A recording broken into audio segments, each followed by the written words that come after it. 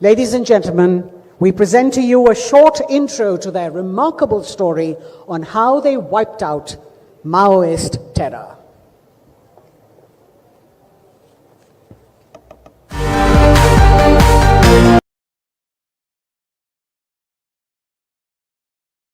Armed forces at the borders. You know who the enemy is. The enemy is defined, right? You know who the enemy is.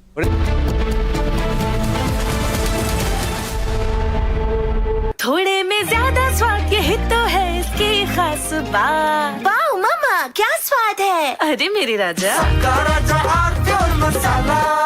AU savings account में मिलते हैं amazing benefits, paperless banking and higher interest, वो भी हर महीने। Money money money money every month. सोच बदलो और बैंक भी। चमकी चाट से क्या बना है? सैंडविच, लस्सी और छाछ और हर घूंट में चमकी चाट। ड्राई फ्रूट और दही बड़े। चमकी चाट से स्वाद बढ़े। असली स्वाद सिर्फ चमकी चाट। केसरिया से मन जोगी हुआ रे, दिल झूमे देखो मतवारा हुआ रे। केसरिया से मन जोगी हुआ। हर पल मनाओ केसरी त्योहार। विमल, बोलो जुबान Kesari.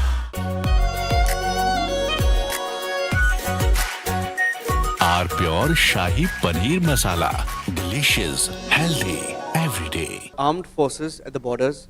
You know who the enemy is. The enemy is defined, right? You know who the enemy is. But in the case of internal security, I wanted to ask this question to each one of you. You can take 30 seconds to 1 minute to answer this question.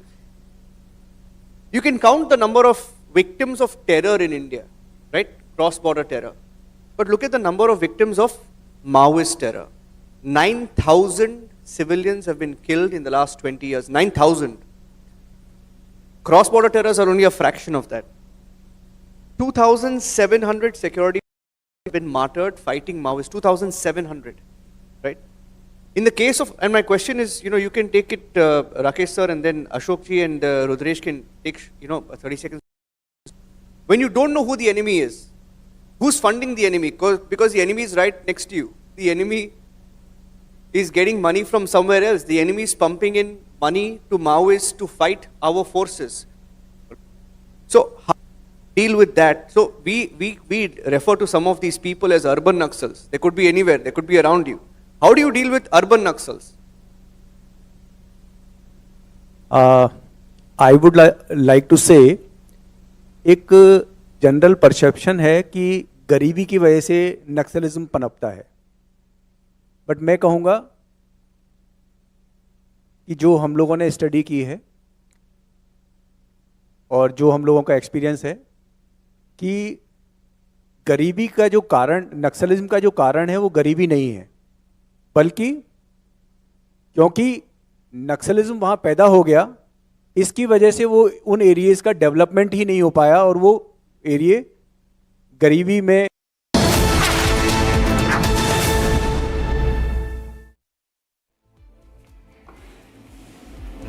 Which one?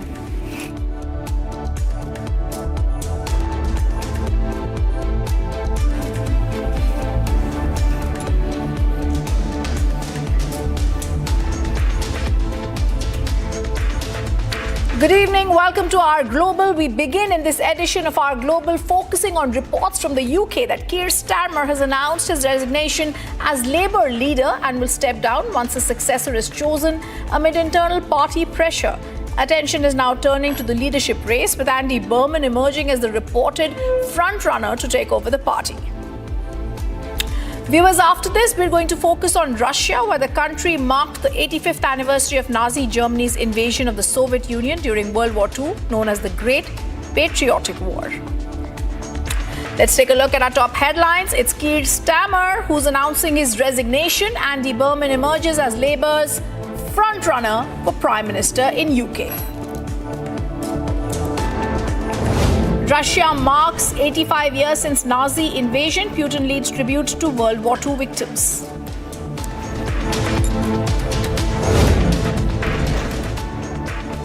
UK issues rare red heat warning as Europe swelters under deadly heat wave. Climate change concerns are intensifying. And Hyderabad renames US Consulate Road as Donald Trump Avenue, spotlighting India-US ties and global ambitions.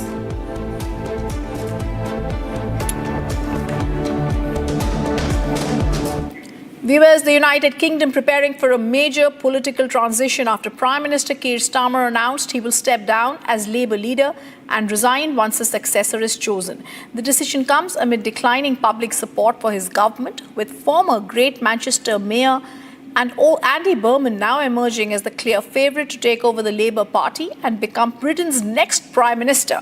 Take a look. British Prime Minister Keir Starmer has announced he will resign as Labour leader and step down once the party selects a new leader, bringing an abrupt end to his premiership just 2 years after a landslide election victory.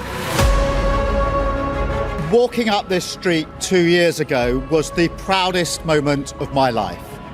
A new Labour government, the first in 14 years.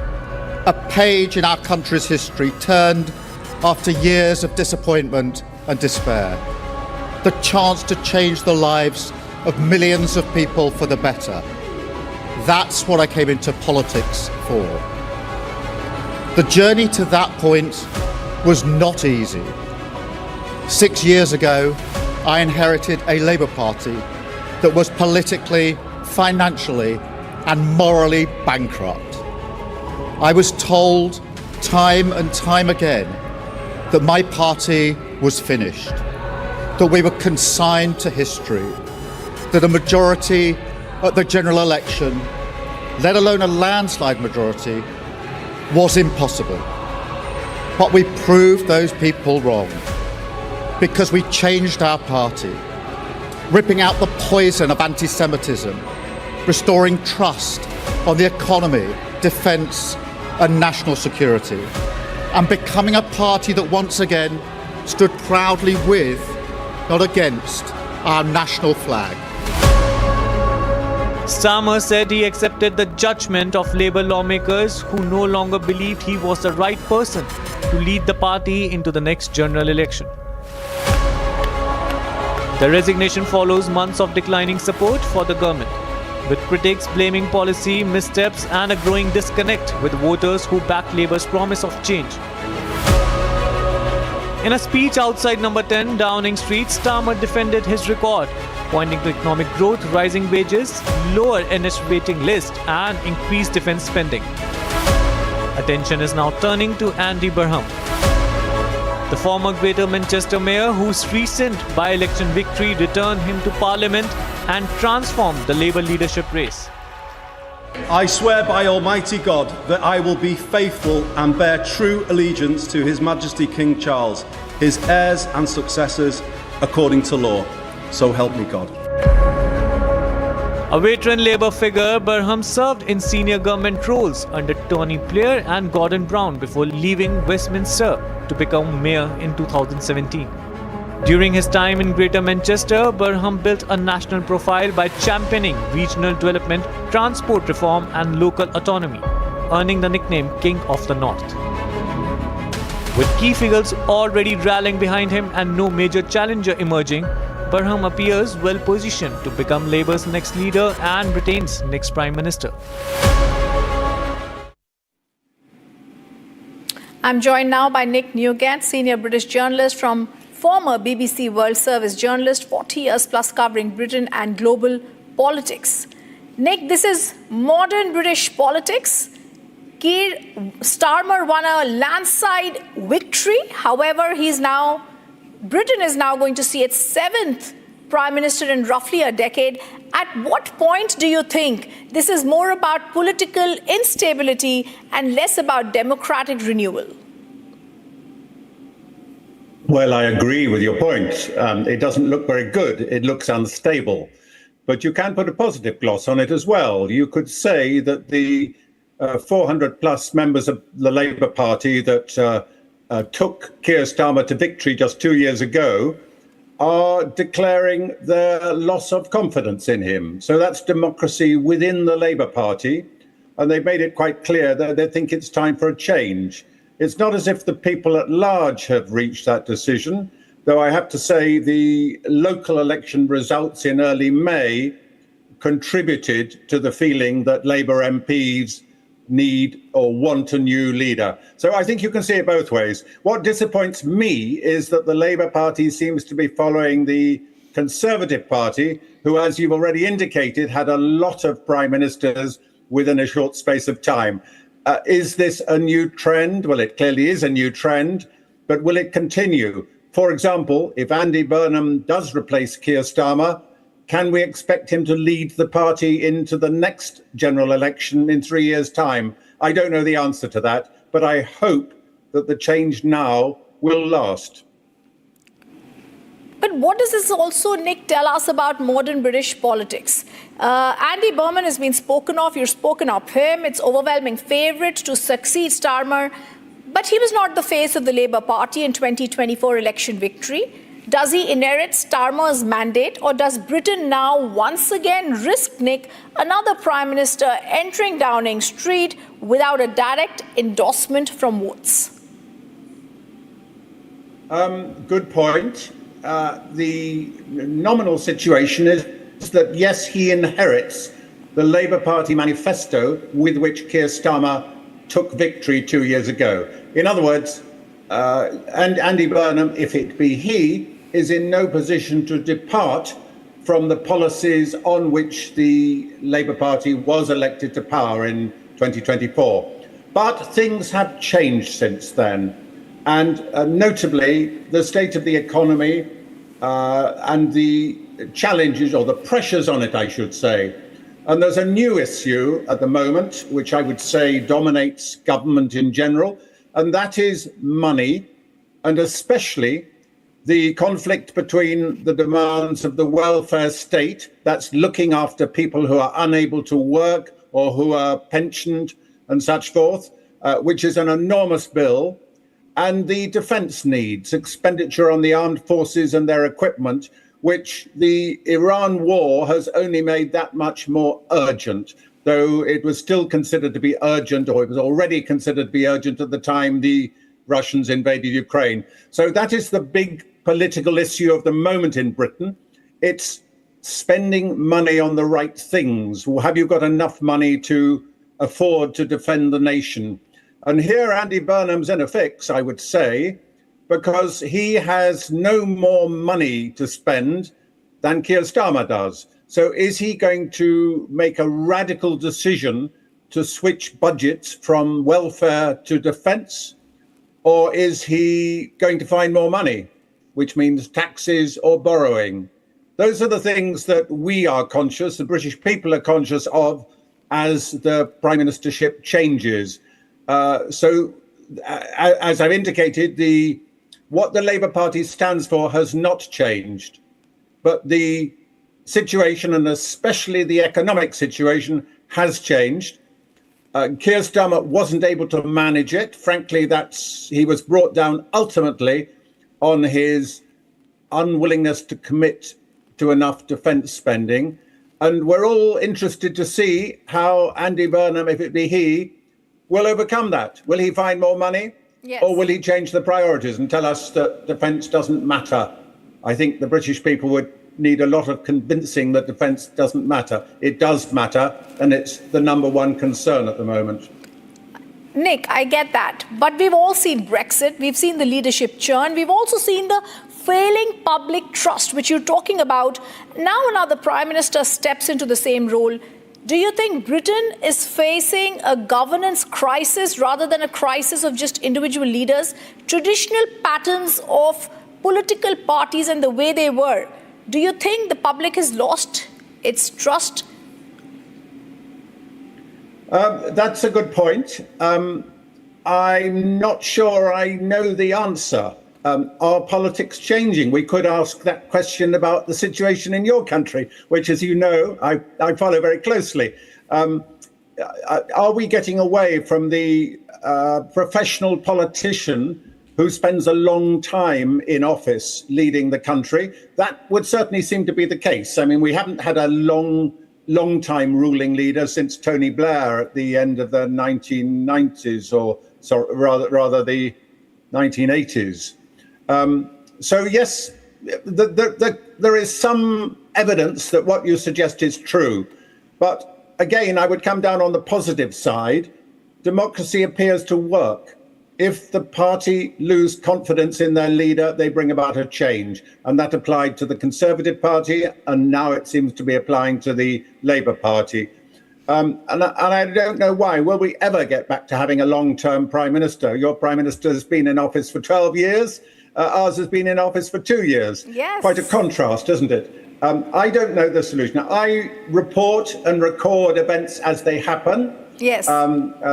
But I'm not a fortune teller or the soothsayer, and I don't know what's going to happen next. I can only tell you, as I did already, that I hope the next Prime Minister, the next leader of the Labour Party, will take us into and possibly bring us out of the next election, or at least we'll get back to the sort of normality that you're suggesting. In other words, longevity of rule.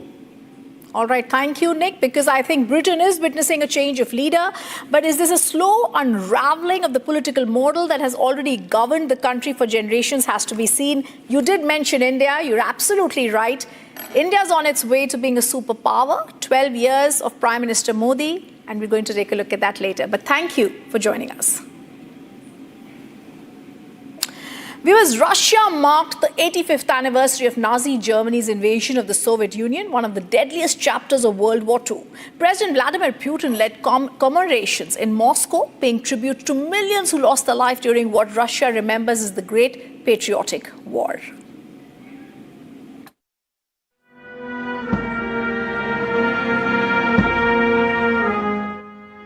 Marked the 85th anniversary of Nazi Germany's invasion of the Soviet Union during World War II. 22nd June is observed in Russia as the Day of Memory and Grief, commemorating the launch of Operation Barbarossa in 1941. Russian President Putin paid tribute to the victims by laying a wreath at the tomb of the soldier near the Kremlin in Moscow. Commemorative ceremonies were held across Russia, with citizens and officials gathering to honor those who died during the war. Similar remembrance events were also organized in the neighboring Belarus, which suffered devastating losses during the Nazi occupation. Все правильно делается в Белоруссии, чтобы молодое поколение не потеряло связь и помнило о том, что их дедушки и прабабушки, что только благодаря их они живут до сих пор. The Nazi invasion of the Soviet Union remains one of the bloodiest campaigns in the human history. Russia estimates that nearly 27 million Soviet citizens lost their lives during the war, leaving a lasting impact on almost every family across the former Soviet Union. More than 8 decades later, memories of sacrifice, resistance, and victory continue to occupy a central place in Russia's national identity. Europe, viewers, is in the grip of an intense heat wave, with the UK now issuing a rare red warning for extreme heat. Temperatures are expected to soar up to 39 degrees Celsius, forcing school closures, disrupting transport services, triggering serious health concerns. Scientists are warning climate change is making heat waves longer, stronger, and even more dangerous. Europe is witnessing an intense heat wave with temperatures soaring across several countries. The UK has issued a rare red warning for extreme heat as temperature threatened to touch 39 degrees Celsius. Authorities have warned of serious health risks, including heat exhaustion and danger to life. Tuesday was the hottest day so far, with temperatures reaching 34.6 degrees Celsius in Surrey. A heat wave is a stretch of days, usually a few days, in which temperatures are far enough above normal to really cause problems. Experts say human-driven climate change is making heat waves more frequent and intense. So the greenhouse gases that humans have been adding to the atmosphere for more than 100 years are warming the climate. And as you might expect, that's affecting heat waves. When heat waves happen, they're tending to last longer, they're tending to be stronger, and often more intense. Health experts warn that extreme heat can be as deadly as floods, storms, or hurricanes. We tend to think of deadly weather events as the things that are dramatic and visual, like a hurricane or a tornado or a flash flood. Heat can be just as dangerous and every bit as deadly, even if it's not dramatic, even if it seems calm and pleasant, and the winds are light, and the sun's shining. Those are some of the most dangerous heat days. Meteorologists say a large heat dome is trapping hot air over vast regions, preventing cloud formation and rainfall. When you hear the term heat dome, and that's not actually a term meteorologists use that often among themselves, but when you hear the phrase, it's usually people referring to a large mass of hot air that extends not just at the surface, but up several miles, and it can expand over hundreds of miles horizontally. And within that zone, or that heat dome, you've got usually not many clouds to block the sun, so full sunshine. You often have air descending or sinking, and that not only tends to warm the air, but it makes it harder for it to rain. Experts also warn that high nighttime temperatures prevent the body from recovering, increasing risk for the elderly and those with the pre-existing health conditions. So it's one thing to deal with a really hot day and get through it, get home, get some relief. But especially if you don't have air conditioning at home, you may be in a heat wave where the temperature doesn't get below 80 Fahrenheit at night, or even warmer. And if that goes on for several days, and inside it's really sweltering, your body just doesn't get a chance to cool off and recover. And so that accumulated impact on your body is really hard, especially on older people, folks with health conditions that are pre-existing. Scientists say cities are heating up faster and stress the need for more green spaces and cooling infrastructure. Cities are getting hotter faster because of the built environment. And that's especially true in low-income areas that typically don't have as many trees. So putting in greenery in cities is really important. Putting in refuge centers that people can access. More than 1,000 schools have either shut down or announced early closures. Several train operators have also reduced or cancelled services due to heat-related safety concerns. Passengers have been advised to travel only if absolutely necessary.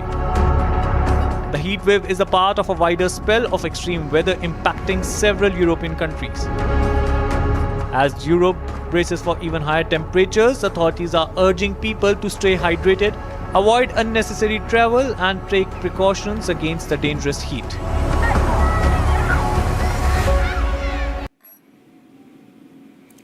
India on Tuesday, viewers, dismissed remarks made by Pakistan Defence Minister Khwaja Asif, calling them an attempt to deflect attention from Pakistan's own failures. India has also, while dismissing these, has clearly stated Pakistan has their own failures, and they've also very clearly said they're going through crisis themselves. Take a look. The Pakistani Defence Minister, we have seen some reports on the matter. Such remarks are desperate attempts by Pakistan to cover up its own failings and deflect attention away from its human rights abuses. The ongoing protests in Pakistan-occupied Kashmir are a direct consequence of Pakistan's decades-long policy of systemic economic exploitation, denial of fundamental rights, and administrative oppression. The Pakistani state has responded with extreme police brutality, blocking of essential supplies and medicines, internet blackouts, and use of lethal force against unarmed civilians.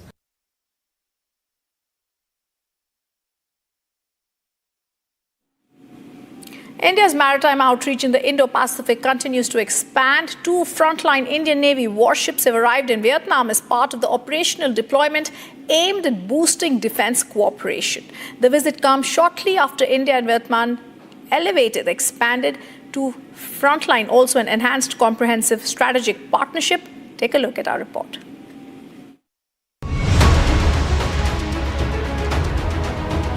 INS Udayagiri, a stealth frigate, and INS Kavaratti, an anti-submarine warfare corvette, have arrived at Na Rong port in Ho Chi Minh City in Vietnam. The warships led by Eastern Fleet Commander Rear Admiral Alok Ananda received a ceremonial welcome from the Vietnam People's Navy and local authorities.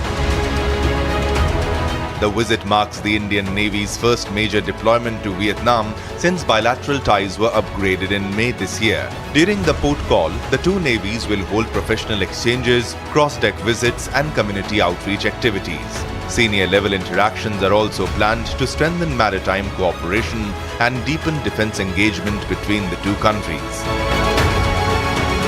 The deployment reflects the growing strategic partnership between India and Vietnam in the Indo-Pacific.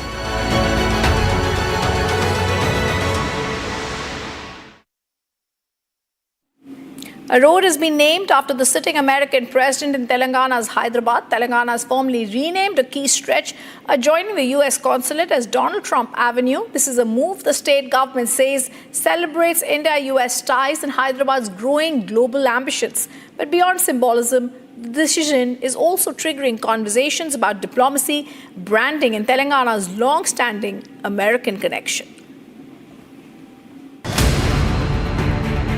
Hyderabad now has a Donald Trump Avenue. In a symbolic and high-profile ceremony, Telangana formally renamed the road adjoining the US consulate in Nanak Ramgura's financial district.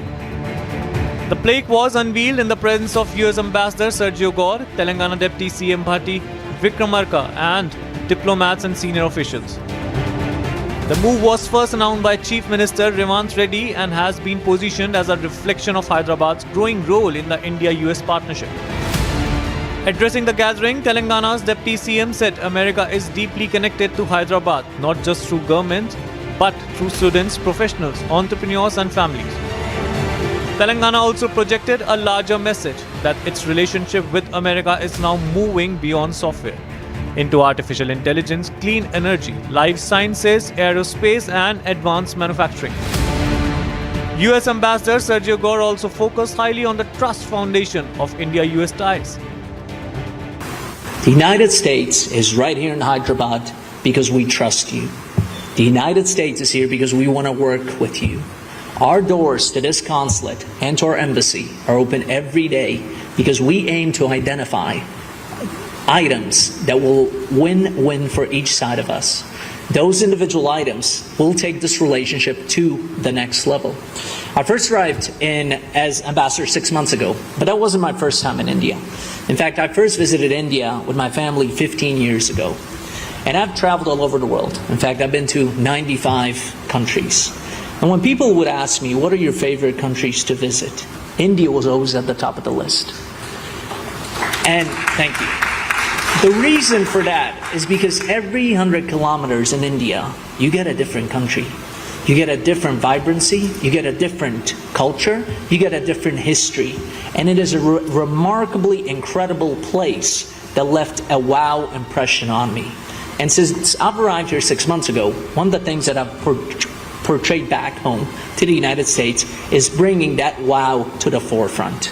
One of the goals since arriving here is involving India closer with the United States. Again, because we trust India.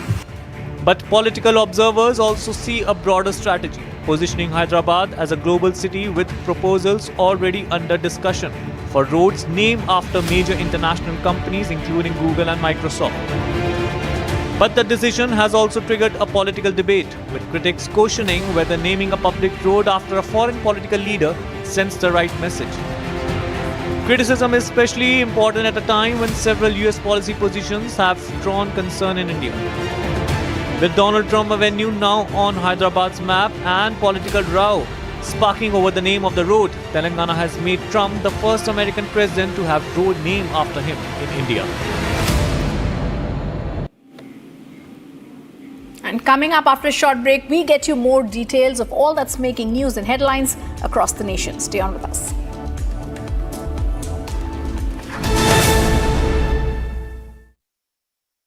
Co-powered by Crystal Crop Protection, देश का किसान, देश का hero. R pure सूजी pasta उबालो मिलाओ और खाओ 8 minute में तैयार. क्या टेस्ट है सबका राजा आर प्योर मसाला.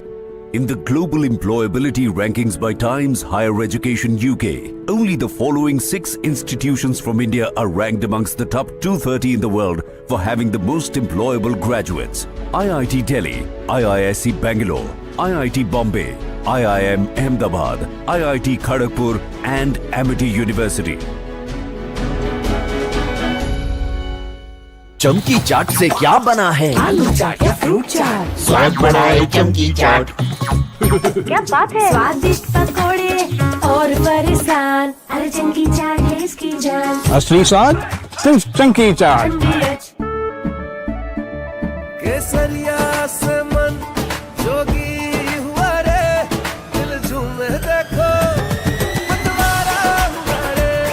केसरिया से मन जोगी हुआ। हर पल मनाओ केसरी त्योहार। विमल, बोलो जुबान Kesari.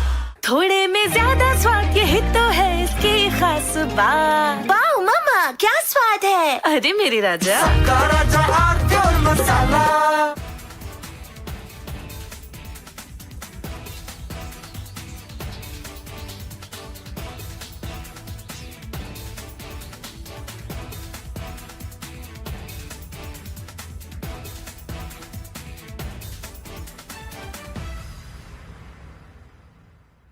So please settle down now for a day of powerful conversations, extraordinary stories, and defining perspectives.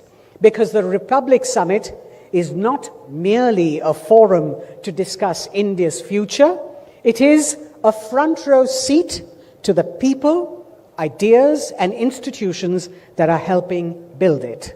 Welcome once again, ladies and gentlemen, to the Republic Summit 2020.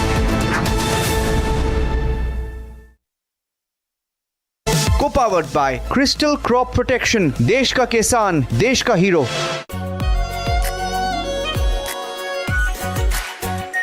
Are pure shahi paneer masala, delicious, healthy, everyday.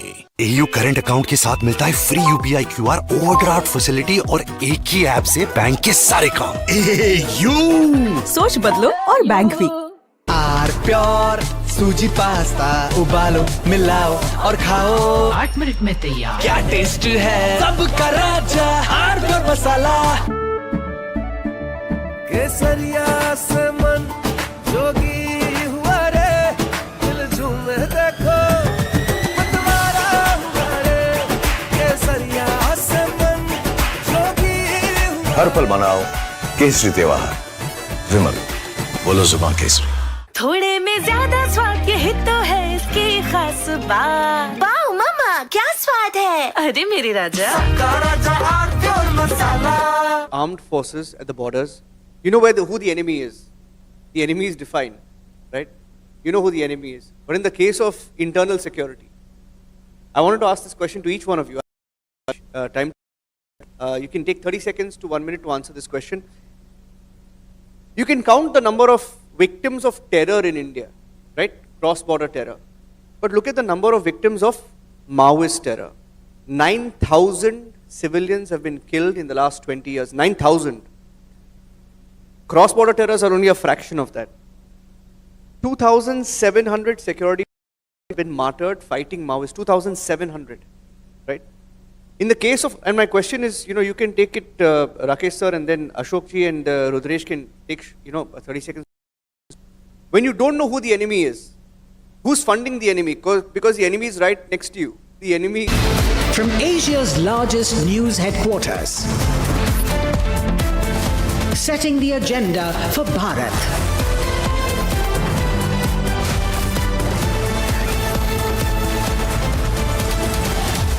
You're watching Republic.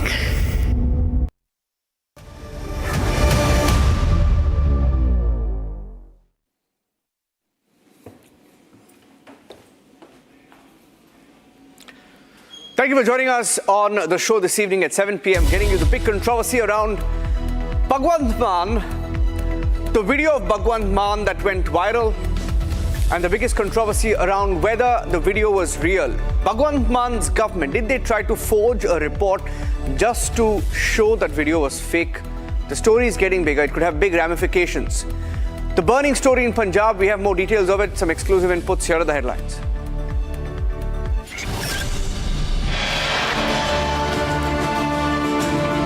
Shed collapse in Kolkata, 3 killed, over 18 injured.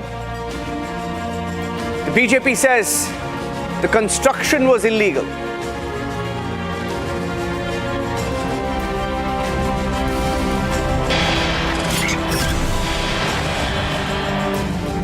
The Port Authority says they had given the property to the Behara brothers. It appears that there could have been negligence in the construction, lapses that are now being reported that led to the collapse.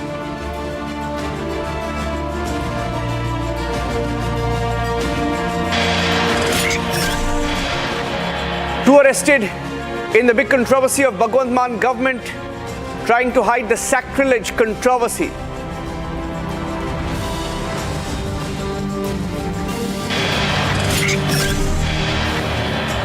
BJP claims Bhagwant Mann government forged the forensic report to make it seem like the video was fake. They say that key meetings took place at hotels with IPS officers.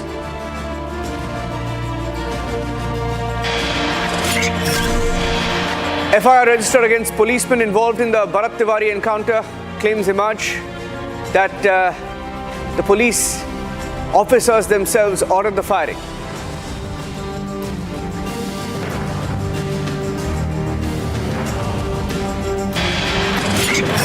More details emerging on the Ketan Agarwal murder in Pune. It appears his fiancée Sia attempted to kill Ketan at least 3 times in 20 days at the same spot with her boyfriend.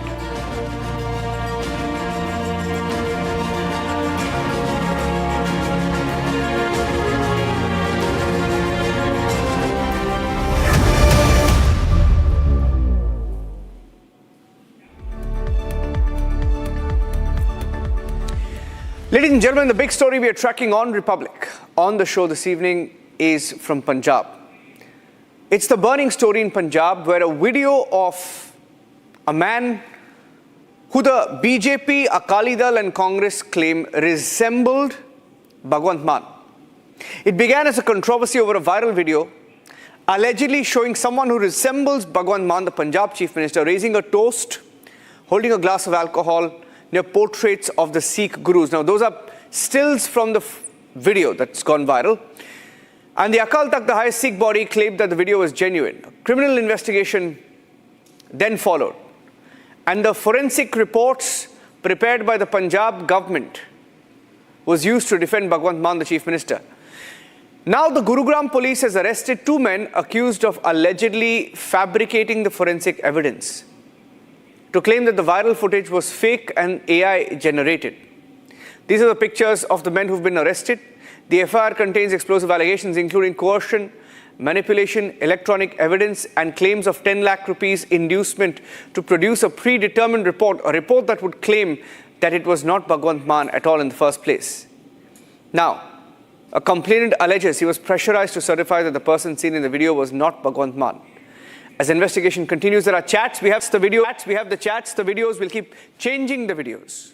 There are chats, there are CCTV videos, and the Congress, BJP, Akali Dal, they've all joined hands is what Bhagwant Mann claims. The story is getting bigger, it could have ramifications.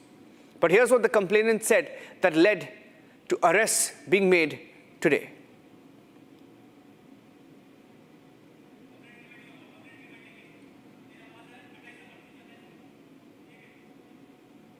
जून को 2026 को मेरे पास एक WhatsApp call आई, तो unknown number से था। मैंने phone खाया तो उन्होंने अपने आप को इंट्रोड्यूस करा कि मैं एसपी जशनदिल बोल रहा हूँ। कहते जी एक रिपोर्ट बना दी है।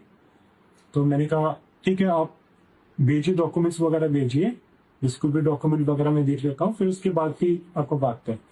कहते डॉक्यूमेंट नहीं है, एक वीडियो है। वीडियो मैंने कौन सी वीडियो? कहते अभी जो बहुत वायरल हो रखी है जिसमें भगवंत मान वगैरह दिखाए गए हैं, वो उस पे डीएलपी वगैरह का कोई ऐसा वीडियो था।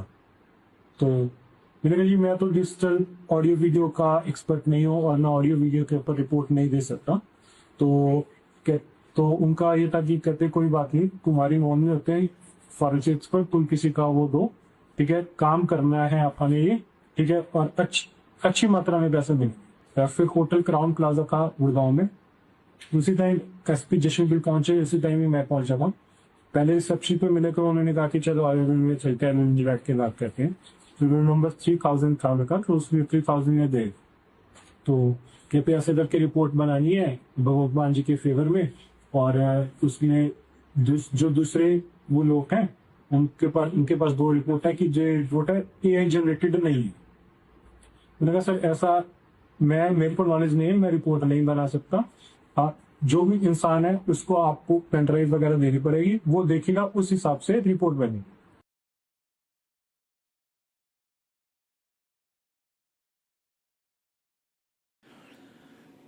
And Bhagwant Mann, the man in the center of the controversy today, put out a video to defend himself, claiming that this was a big political conspiracy being hatched by the BJP, Congress and Akali Dal. Basically, he said everybody in Punjab outside of his party was against him.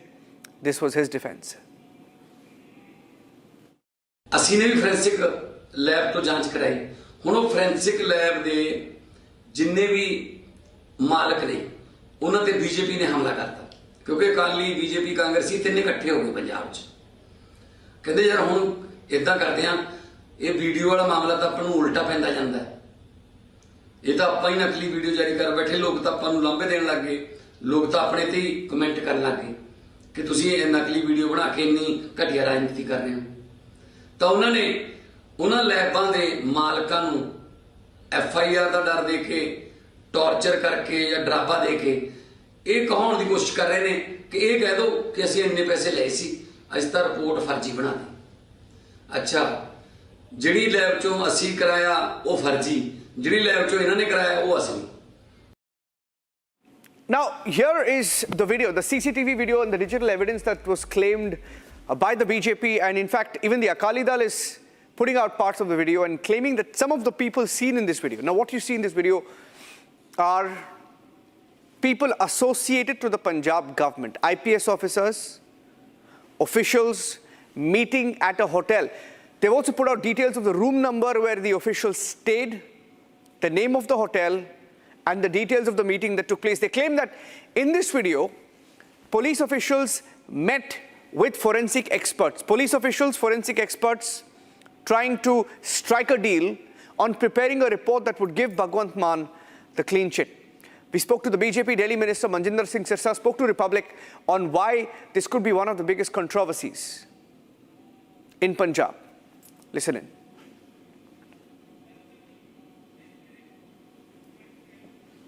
Bhagwant Mann is unable to explain even in today's press conference that who was Swapan Sharma, why did Swapan Sharma went up to Godown, stayed in a hotel along with one Jashandeep Singh, another SP IPS officer. They called one Jaspreet Singh to get a forensic report. Jaspreet Singh said that I do not have a video forensic, I just have a forensic expertise for documents. But they said कि आप हमारे लिए ऐसी report बना दो।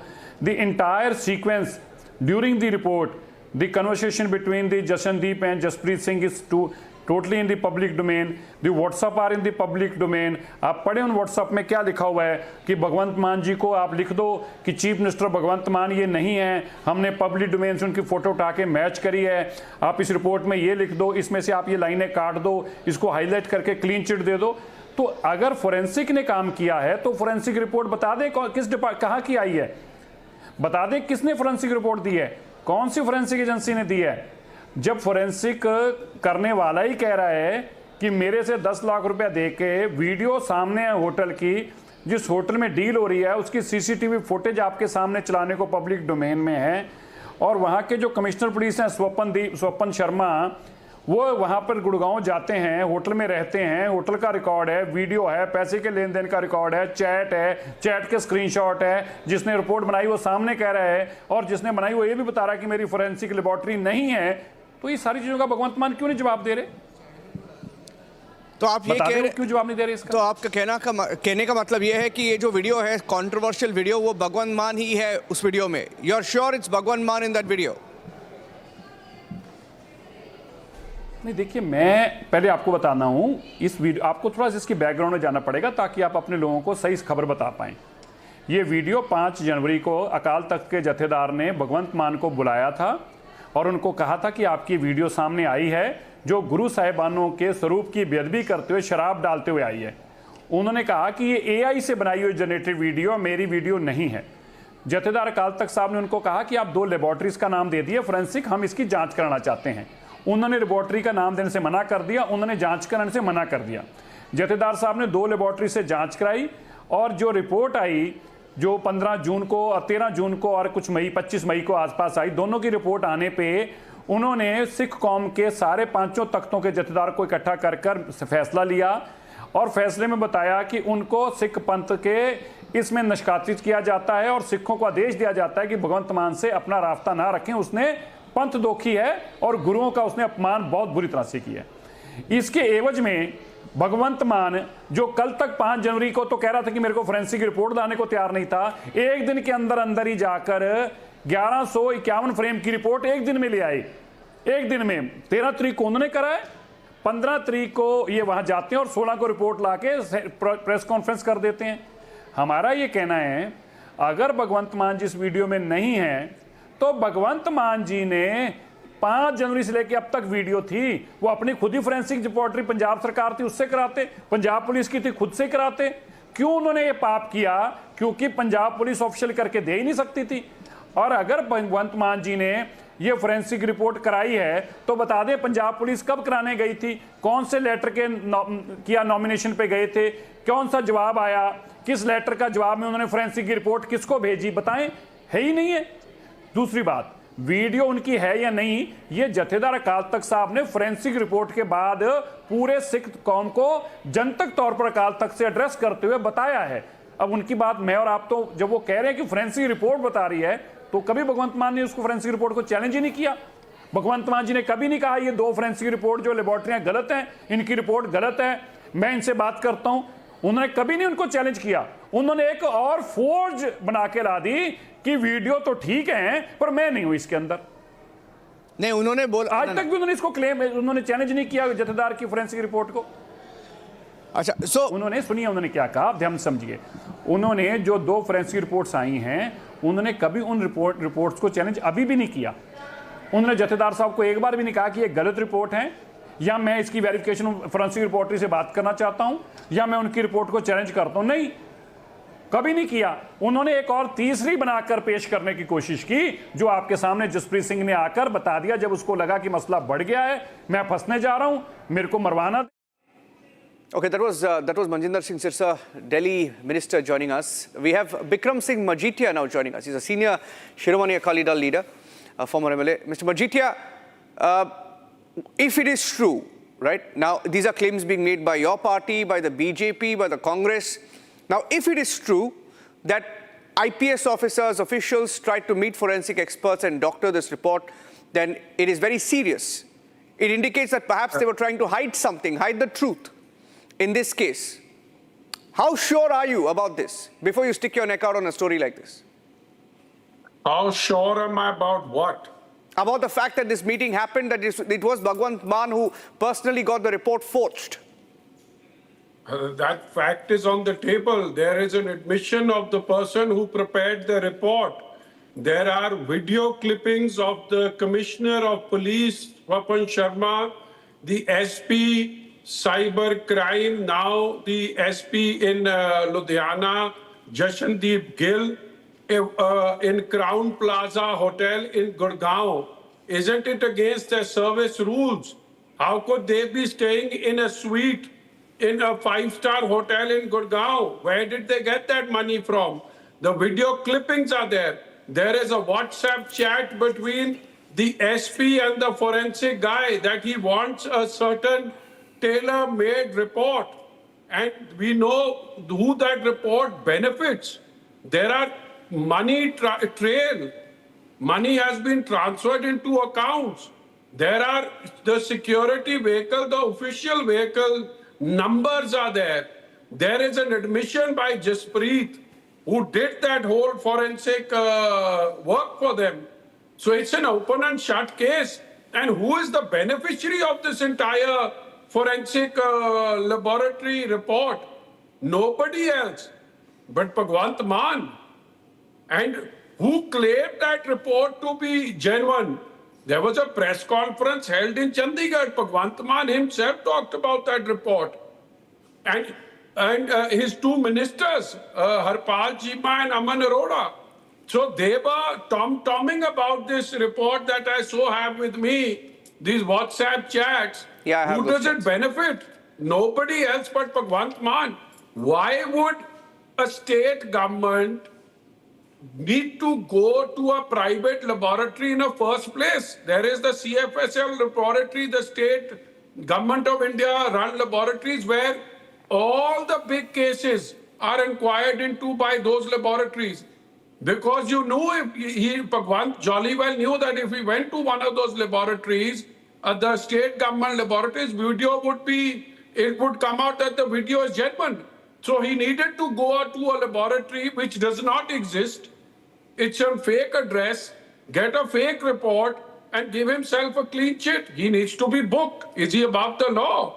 And he's using state security fund, the SS fund that should be used for protecting the state against an attack by Pakistan, ISI or enemy state. He's using those funds to benefit himself and to show the Akal Takht Sahib in bad light. For me, my religion comes first.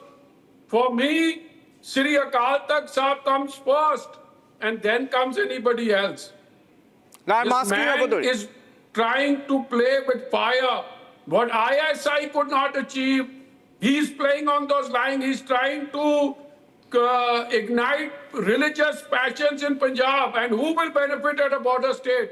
Nobody else than Pakistan and ISI. And Aam Aadmi Party is responsible for playing with this mischief here. So I want to ask you something. Now, first he said, this person in the video does not resemble him. That was his defense last time. He said the person in the, it's not, my body type is different from the man seen in the video. But around the same time, there were different pictures doing the rounds of a certain, Bhagwant Mann in Canada around the same time, right, without a turban. Now, these are reports, I don't know, I'm just going by what a report cited. Now, if this happened when he was a parliamentarian, and these pictures or videos are coming out now, this year, now, does the timing, I'm not saying it's a real video or a fake video, it may be real. Going by how Bhagwant Mann is defending himself, he's contradicting himself, it may be a real video, I don't know. But the timing of it also raises questions, isn't it? Can I just say 2-3 things in this? Yeah. Who's given this video out in public domain? I have not done it. You have not done it. It is his old best friend, a person called Jagman Samra, who used to live with him. They used to sleep in the same room. They used to wine, dine together. They used to travel abroad together. And he was everything for Bhagwant Mann. That guy put this video out in public domain. A case gets registered against him in 2025, where Bhagwant Mann removes all these videos from various social media platforms because he happens to be the Home Minister and the Chief Minister of Punjab. So he used the security, state security, the state powers to ensure that none of this video is in circulation. Then eventually someone goes and complains to the temporal bodies, the Akal Takht Sahib and the Jathedar there. What is disturbing in this video? That he is sprinkling liquor on photographs of the Guru. And he is making some very disgusting gestures towards a saint in that video. Now the Jathedar calls him, because if any videos come to his notice, he called Bhagwant Mann. And he asked Bhagwant Mann that, listen, this video has come to me. What do you have to say about it? Bhagwant Mann says, takes the name of the person, Jagman Samra, because he knew the video existed. He knew that Jagman was his friend who has this video. He knew that he's given it out and says it's an AI video. The Jathedar asks him that, okay, if it's an AI video, I want the truth to come out and you should not be, your image should not be tarnished if it's not true. So let's do one thing. Give me name of 2 laboratories that can do a test on this video. He had no answer. He said, I will get back to you with the names. Whereas the chief minister knows that all serious investigations in the state of Punjab take place under a CFSL laboratory, a government-owned laboratory in Chandigarh, or there is a laboratory in Delhi. He could have very well said that you please send it there and we'll get a report. But he knew that if it went to one of those laboratories, he would be in trouble because that video belonged to him. So he said, okay, give me time, I'll get back to you with the name. Months lapsed. He was asked thrice to give the names. He did not give a name. Eventually, the Jadedar Saab got those videos verified and checked, and it came out that those videos are genuine.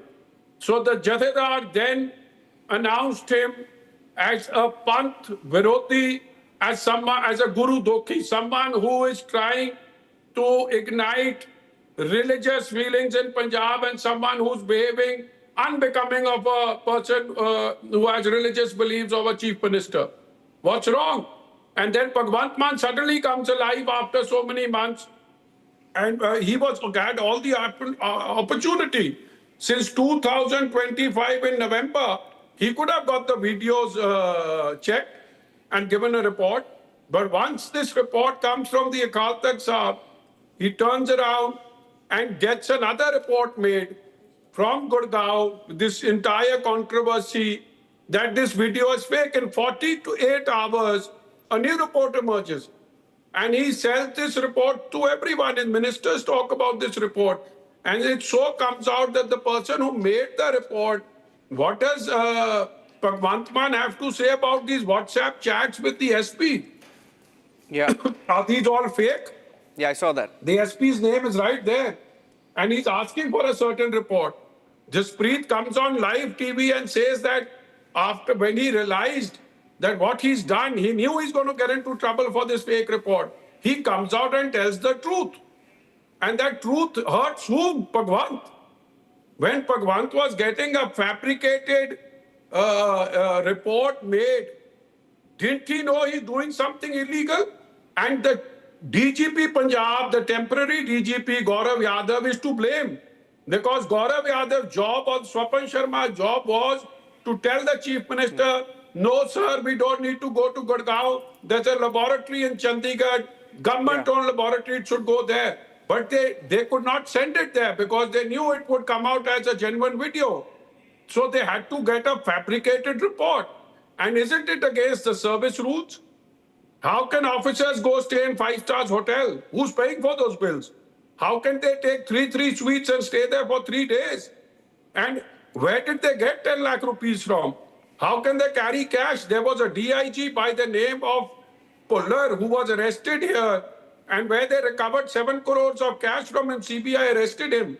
And it was a transaction of 8 lakhs that led to a recovery of 7.5 crores. Why not in this? The arrest of Swapan Sharma is not being made. Because as soon as that arrest is made of Jashan SP and Swapan Sharma, a lot of more facts will come out in the open. Okay. And we will get to know that this entire conspiracy was hatched by the chief minister in the chief minister's residence, by him and his DGP Gaurav Yadav, and a lot of heads will roll. They cannot play with religious feelings in Punjab. They are not above the Akal Takht Sahab, and a border state like in Punjab cannot have people stoking communal fire. It's not done. It's asking for trouble. And this man, whether it's Bhagwant or anybody, they are not above the law. And I want to ask Kejriwal today, do you stand with the people of Punjab? Do you stand with the Sikh Sangat? Or you stand with a drunk chief minister? Everybody knows that he used to go to parliament drunk. Is that a fact or that's also a lie? The Prime Minister has commented about him coming drunk. His own MPs have complained about him. He goes drunk to the Gurdwara Sahib. His own children and wife have left him. There are a number of tweets that his wife has done today, Inderpreet, his ex-wife, that this was long time coming. We were trying to cover up and defend the indefensible. These are her tweets. Why don't you play that, what all she's saying about him? The man is a long history. He's an habitual offender. And when he gets caught, he blames everybody else. Yeah. He goes around doing these stupid things. He's the one who's questioning the Akal Takht Sahib. And when he gets stuck, he blames the opposition for it. It's crazy. Yeah, it's crazy because I'll tell you what, we get a feeling that this is going to be the biggest story, not just today, tomorrow, but in the next perhaps 1 year and run up to the elections. Bikram Singh Majithia, thank you for joining us. That was Akali Dal leader, Bikram Majithia, joining us on the sacrilege controversy. Now, if it was not Bhagwant Mann, if it was AI generated, if it was someone else and not him, why a fake report? Why forge a report? Now, is there any truth to the complainant? The story continues here on Republic. Thanks for watching.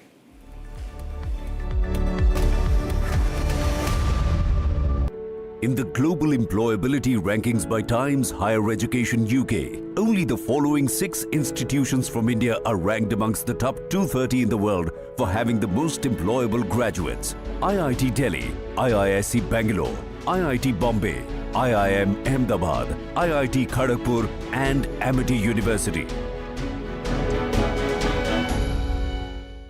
Jindal Saathi seal है तो असली stainless steel है।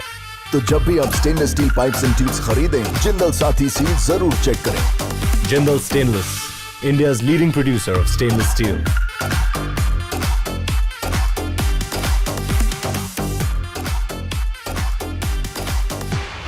चमकी चाट से क्या बना है? Sandwich, लस्सी और छाछ और हर घूंट में चमकी चाट। अब बताओ, स्वाद आया? आया। असली स्वाद सिर्फ चंकी चाट। केसरिया से मन जोगी हुआ रे, दिल झूमे देखो मतवारा हुआ रे। केसरिया से मन जोगी हुआ। हर पल मनाओ केसरी त्योहार। विमल, बोलो जुबान केसरी। प्यास बुझाए, ठंडक लाए, सबको भाए जीरा सिंह। MDH का जलजीरा जीरा सिंह। जीरा सिर्फ असली रिफ्रेशिंग, असली स्वाद, असली मजा। MDH।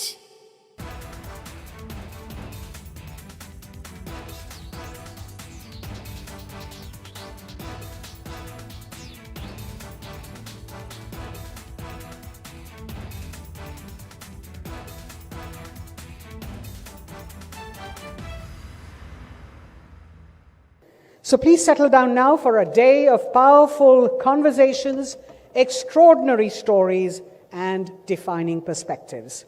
Because the Republic Summit is not merely a forum to discuss India's future, it is a front row seat to the people, ideas, and institutions that are helping build it. Welcome once again, ladies and gentlemen, to the Republic Summit 2026. Welcome to Great Power India, Nation First. I'd like to now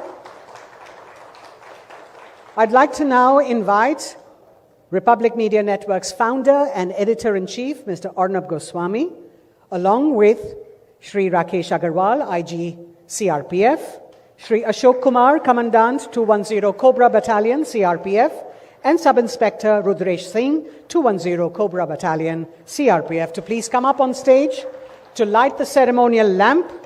Ladies and gentlemen, a round of applause as they come up. These are the people on the ground who've earned their accolades, as we request them to please move towards the ceremonial lamp and light it.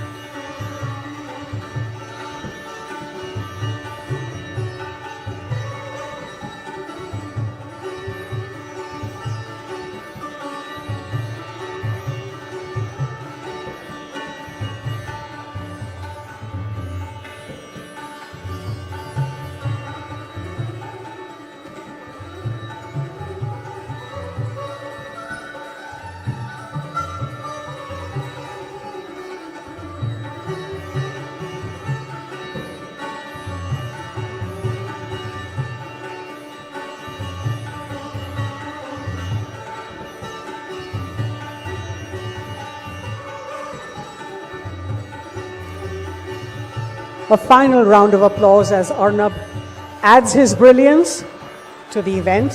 Thank you very much. Thank you very much, ladies and gentlemen. Up next, we have our brave security personnel whose courage and commitment have safeguarded the nation's journey and transformed a belt which has been a no-go area for decades. For years, they have fought a difficult battle in some of the country's most challenging terrain, displaying extraordinary courage and commitment. Ladies and gentlemen, we present to you a short intro to their remarkable story on how they wiped out Maoist terror.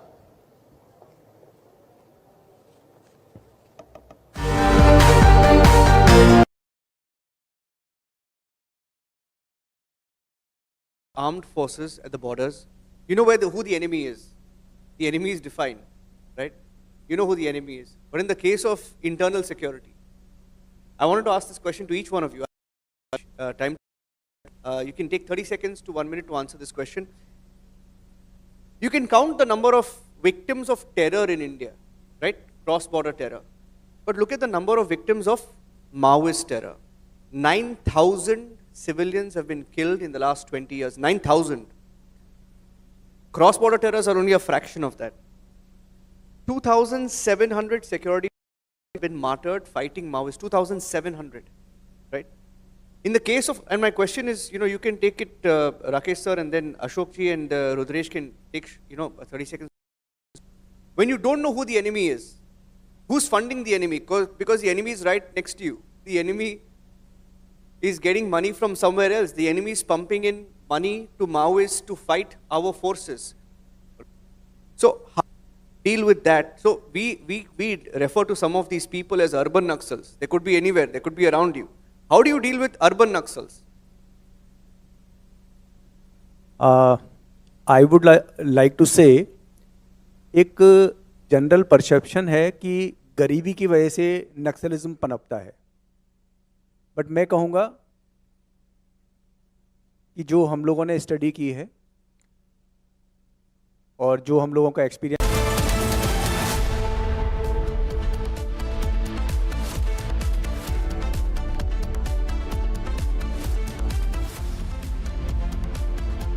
Hello and a very warm welcome. You're watching Super Prime Time on Republic TV with me, Gesu Bharadwaj. Lots lined up for you on the news wheel today, from what happened in Kolkata to the Punjab Chief Minister's sacrilege video row that's only swelling up, and also what is going on in the Pune murder case. We're getting you all the details. A check on your headlines first. 2 arrested sent to police custody in connection with Punjab Chief Minister's sacrilege video row. BJP alleges Punjab police officials involved in report cover-up, claims police pressured officials to forge the report. More details emerge on Ketan Agarwal murder case. CI and boyfriend contacted each other via house helps mobile. CI even tried to kill her fiancé 3 times in the last 20 days at the same spot in Lohagarh Fort in Pune. Action has now been taken against all police personnel in Bharat Tiwari encounter case. An FIR has been registered based on the family's complaint. At least 3 people have been killed and over 45 others trapped after roof of a shed under construction warehouse collapsed in Kolkata.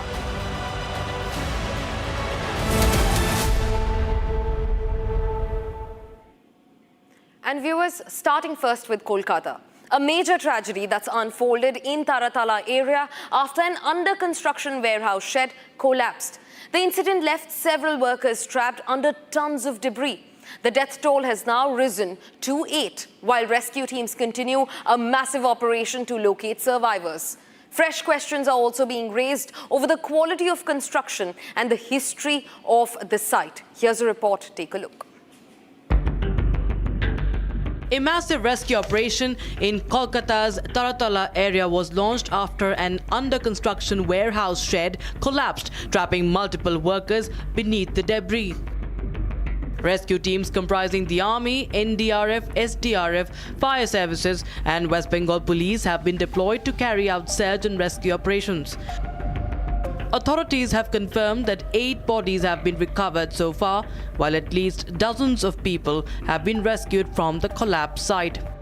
अभी एक ही priority है, recovery कितना हो सके अंदर से जो लोग ट्रैप्ड है, जो लोग फंस गए हैं, और ये जो इलीगल कंस्ट्रक्शन है इसके अंदर कितने लोग फंसे हैं, और पूरा इधर Kolkata police, disaster management team, fire और सब जितना भी टीम से डिजास्टर रिस्पांस का सब मिलके, आर्मी सब मिलके एक साथ मिलके, और जितना एक ही प्रायोरिटी है कि अभी जितने लोग हैं सबको रिकवर करना। This is the only priority,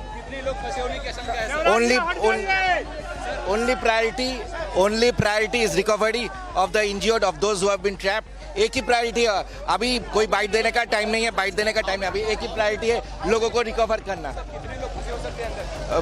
कितने लोग हो तो अंदर अभी रिकवरी होने दीजिए, उसके बाद सब इलीगल है, टीएमसी का सालों से ये सब इलीगल कंस्ट्रक्शन लगा के रखे, बाकी उसका तो हिसाब बाद में होगा। अभी एक ही प्रायोरिटी है कि रिकवरी करना है, अभी रिकवरी पे फोकस रखिए। अभी सब जितने हो सके हम लोग जिंदा सबको हम एसएसकेएम हॉस्पिटल पे ट्रॉमा केयर सेंटर में, इधर मेडिकल टीम भी है और एसएसकेएम ट्रॉमा केयर में ले जा रहा है सबको। वो लोग बाकी वहाँ क्या हो रहा है उसके बाद वो तो होगा ही, मगर अभी मेन प्रायोरिटी है कि recovery of those who have been trapped. The shed was being operated by Behera Brothers, which had received a 30-year lease from the Shyama Prasad Mukherjee Port Authority beginning August 2024. The lease covered nearly 6,700 square meters for the construction of a multi-story warehouse and cold storage facility. Fresh revelations have now raised serious questions about the structural safety of the project. Sources indicate that the land changed hands multiple times over the years and that structures at the site were allegedly built and demolished on 4 separate occasions. It is also being claimed that after the lease was granted in 2024, reconstruction remained incomplete and the structure continued to stand on a weak foundation. The BJP in West Bengal alleges that the warehouse was illegally constructed under the TMC government and demands accountability. Chief Minister Shubhendu Adhikari visited the site and reviewed the ongoing rescue operations. A detailed investigation is expected into the circumstances surrounding the collapse, including violations of safety and construction norms. As rescue teams race, the tragedy has once again put the spotlight on construction safety and oversight in major urban infrastructure projects. And now in Pune. Ketan Agarwal, a 26-year-old based in Pune, was allegedly murdered by his fiancée and her alleged boyfriend. The accused pushed him into a gorge near Lohagarh Fort. Meanwhile, there are some shocking updates coming in the case where the Pune court remanded Ketan Agarwal's fiancée and her alleged boyfriend. Both of them have been sent to 7 days of police custody. Also, it's been revealed that Sia tried to kill her fiancé 3 times in the last 20 days at the same spot. Here are some more details into the story. Take a look.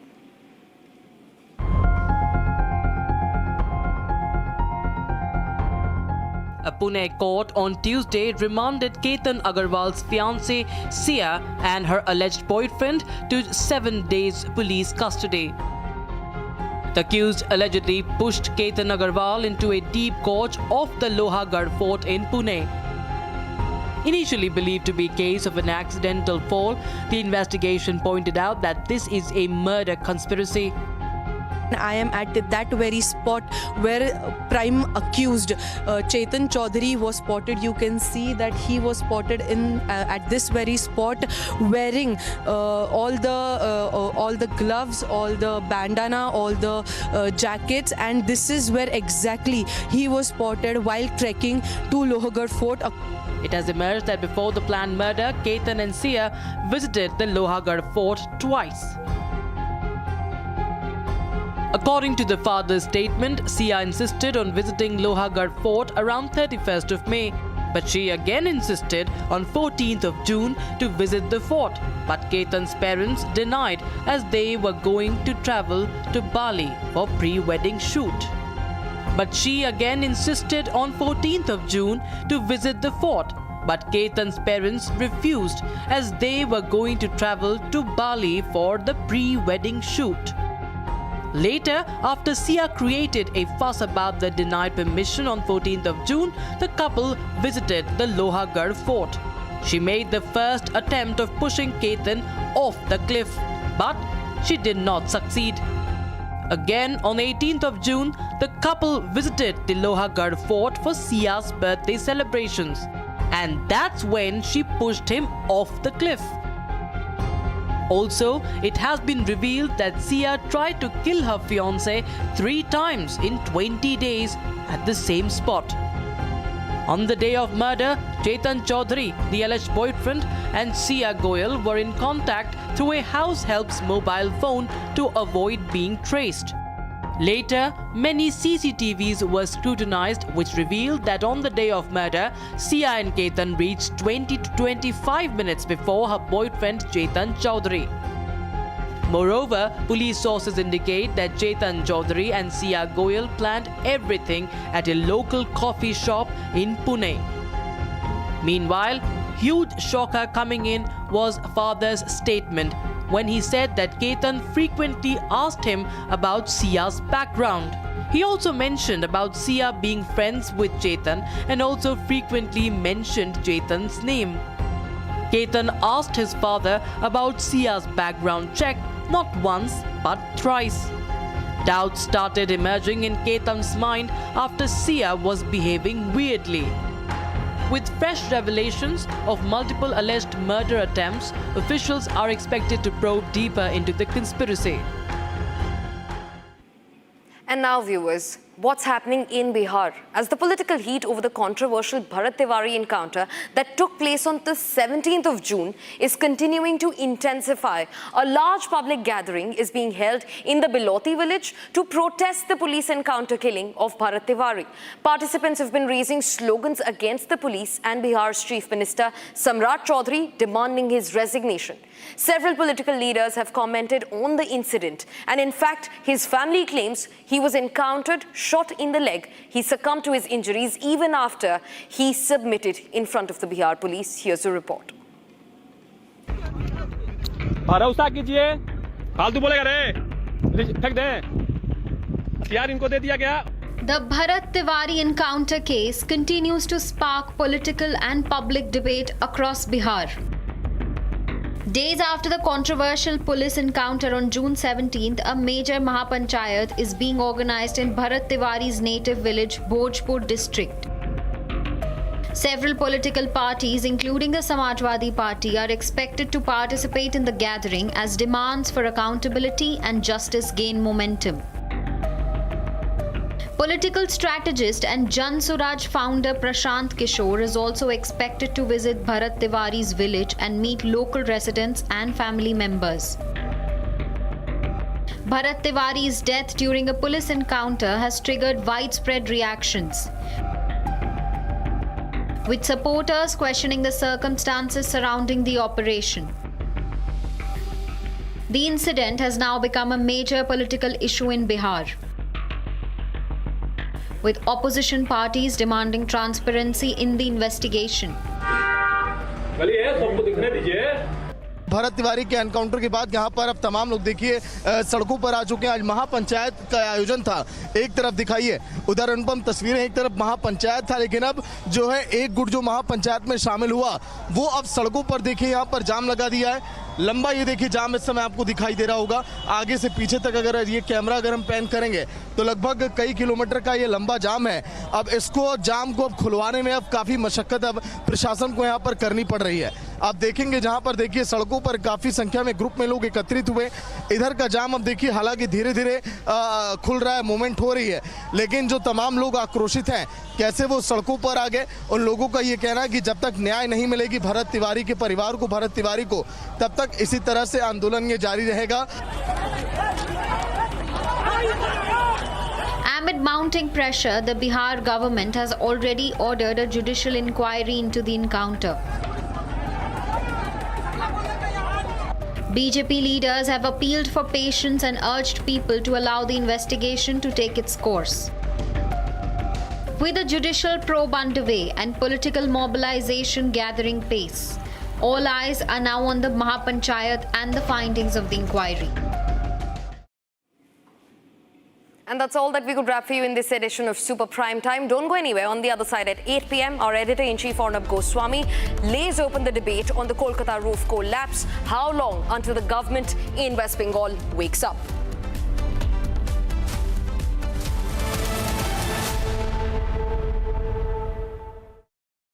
साथी हाथ बढ़ाना साथी रे Jindal Saathi seal साथी रे हर solid इसकी feel है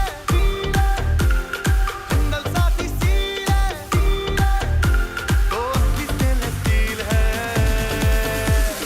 quality में दम है साथी रे बिजनेस करेगा ग्रो साथी रे टाइमलेस इसका लुक है साथी रे वो जिंदल जिंदल साथी सील है तो असली स्टेनलेस स्टील है। तो जब भी आप stainless steel pipes and tubes खरीदें, जिंदल साथी सील जरूर चेक करें। Jindal stainless, India's leading producer of stainless steel.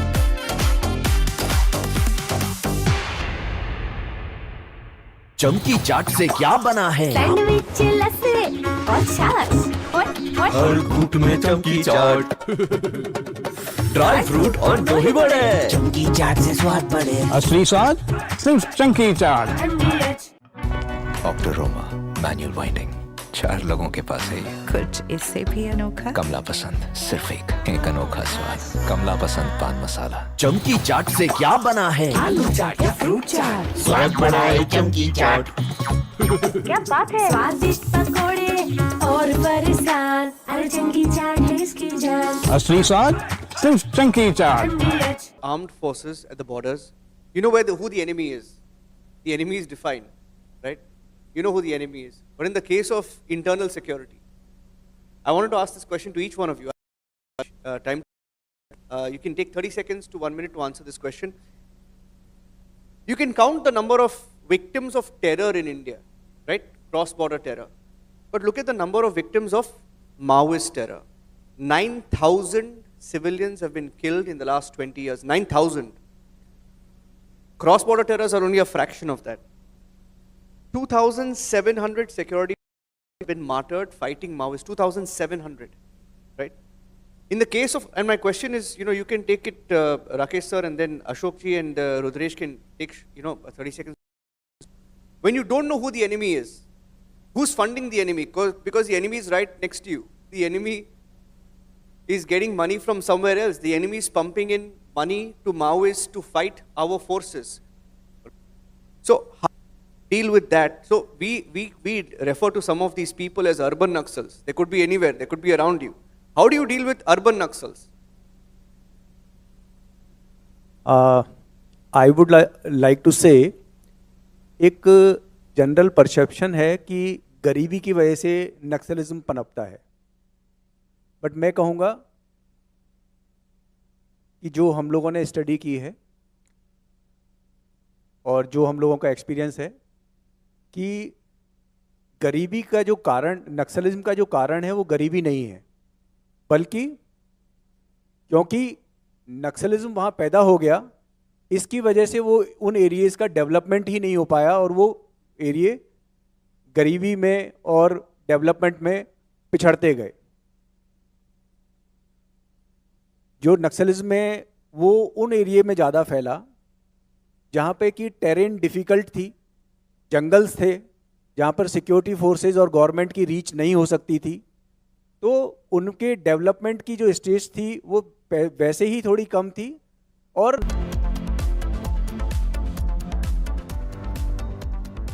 Co-powered by Crystal Crop Protection, देश का किसान, देश का हीरो। चमकी चाट से क्या बना है? सैंडविच लस्सी और छाछ हर घूंट में चमकी चाट। अब बताओ स्वाद आया? असली स्वाद सिर्फ चंकी चाट। In the global employability rankings by Times Higher Education UK, only the following 6 institutions from India are ranked amongst the top 230 in the world for having the most employable graduates. IIT Delhi, IISc Bangalore, IIT Bombay, IIM Ahmedabad, IIT Kharagpur and Amity University.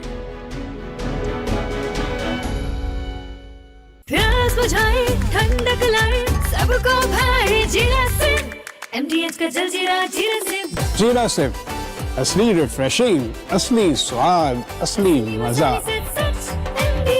MDH केसरिया से मन जोगी हुआ रे, दिल झूमे देखो मतवारा हुआ रे। केसरिया से मन जोगी हर पल मनाओ केसरी त्योहार। विमल, बोलो जुबान केसरी। चमकी चाट से क्या बना है? आलू चाट या फ्रूट चाट, स्वाद बनाए चमकी चाट। क्या बात है? स्वादिष्ट पकोड़े और बरसान, अरे चंकी चाट है इसकी जान। असली स्वाद सिर्फ चंकी चाट। जिंदल साथी सील है तो असली स्टेनलेस स्टील है। तो जब भी आप stainless steel pipes and tubes खरीदें, जिंदल साथी सील जरूर चेक करें। Jindal stainless, India's leading producer of stainless steel.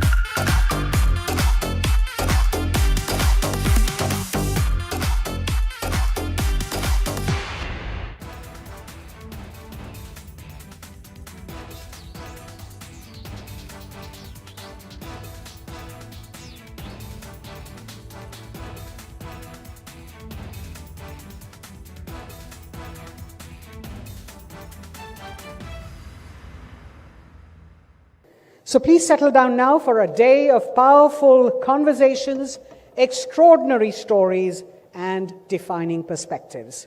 Because the Republic Summit is not merely a forum to discuss India's future, it is a front row seat to the people, ideas, and institutions that are helping build it. Welcome once again, ladies and gentlemen, to the Republic Summit 2026. Welcome to Great Power India, Nation First. I'd like to now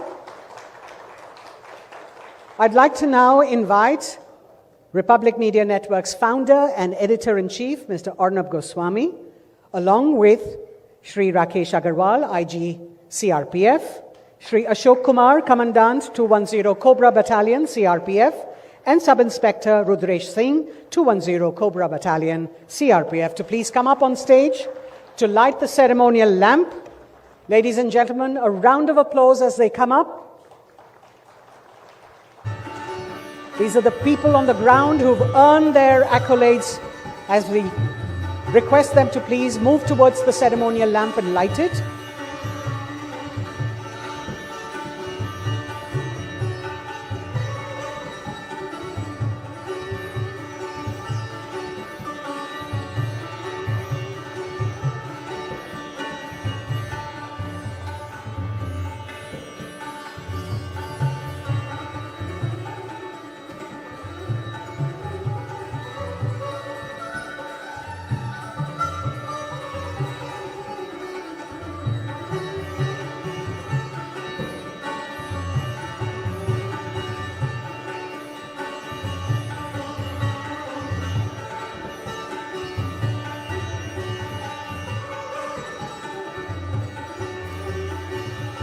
A final round of applause as Arnab adds his brilliance to the event. Thank you very much.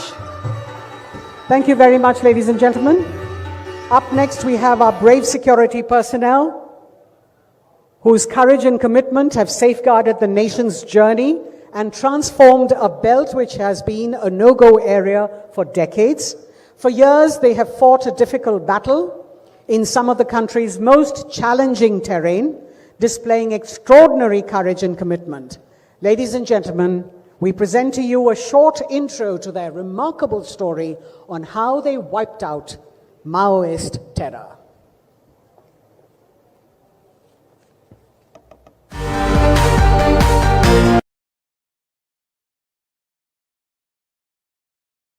Armed forces at the borders. You know who the enemy is.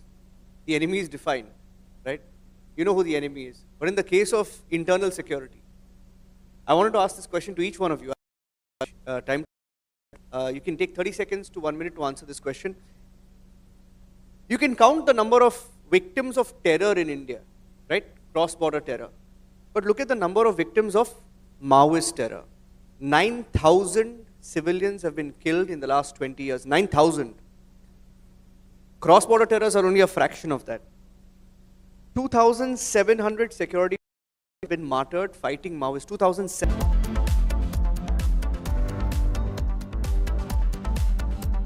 Co-powered by Crystal Crop Protection. देश का किसान, देश का hero. Jindal Saathi seal है तो असली stainless steel है। तो जब भी आप stainless steel pipes and tubes खरीदें, जिंदल साथी सील जरूर चेक करें। Jindal stainless, India's leading producer of stainless steel.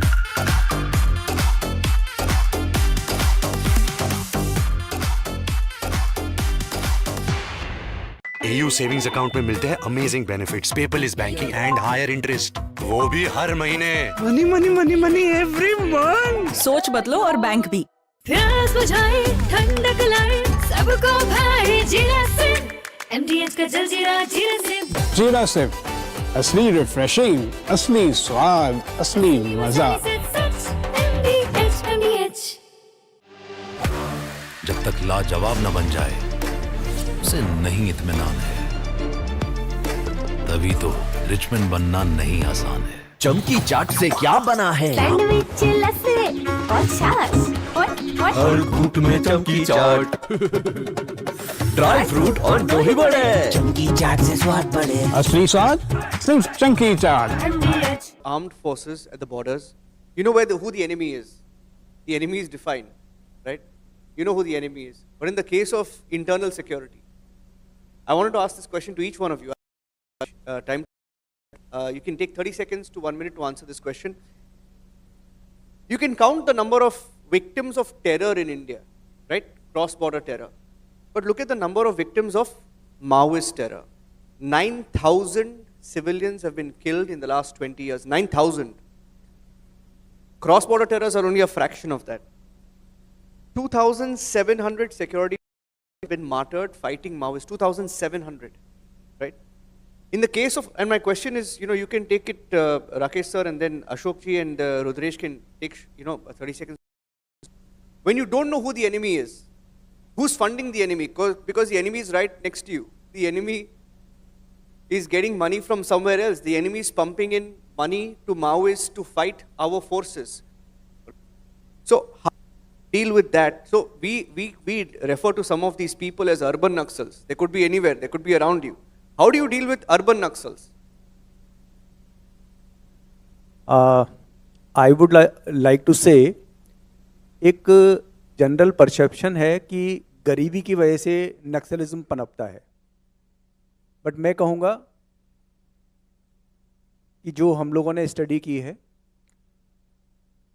और जो हम लोगों का एक्सपीरियंस है कि गरीबी का जो कारण, नक्सलिज्म का जो कारण है वो गरीबी नहीं है, बल्कि क्योंकि नक्सलिज्म वहाँ पैदा हो गया, इसकी वजह से वो उन एरियाज़ का डेवलपमेंट ही नहीं हो पाया और डेवलपमेंट में पिछड़ते गए। जो नक्सलिज्म में वो उन एरिया में ज़्यादा फैला जहाँ पे कि टेरेन डिफ़िकल्ट थी, जंगल्स थे जहाँ पर सिक्योरिटी फोर्सेस और गवर्नमेंट की रीच नहीं हो सकती थी, तो उनके डेवलपमेंट की जो स्टेज थी वो वैसे ही थोड़ी कम थी। और जब वहाँ नक्सल ने अपना गढ़ बना लिया तो उन्होंने वहाँ फिर डेवलपमेंट होने ही नहीं दिया कि अब तो यहाँ पे हमारा राज चलेगा और यहाँ पर कैसे फंड्स इकट्ठा करना है वो हम लोग देखेंगे, यहाँ डेवलपमेंट हमने नहीं होने देना है। और जो छोटा मोटा वहाँ डेवलपमेंट हुआ था, कोई स्कूल बने थे, कोई हॉस्पिटल बने थे, कोई रोड्स बनी थी, कोई ब्रिज बने थे, कोई रेलवे ट्रैक बने हुए थे, उन्होंने नक्सलियों ने छत्तीसगढ़ साइड में और झारखंड साइड में उन सभी चीज़ों को उड़ा दिया, सारे इंफ्रास्ट्रक्चर को उड़ा दिया ताकि वहाँ पर डेवलपमेंट का कोई भी चीज़ पहुँच ना पाए। अगर मैं नक्सल फंडिंग की बात करूं, 300 से Another crushing structural collapse.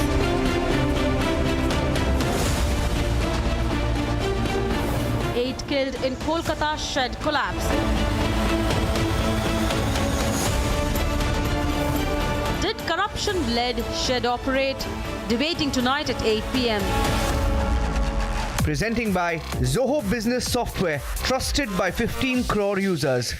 Co-presenting by Borger Paints, paint your imagination. Co-powered by IIHM International Institute of Hotel Management.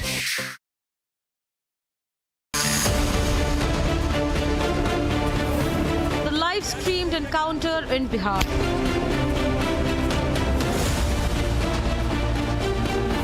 Protests over Bharat Tiwari encounter. Why did cops shoot at activist Tiwari?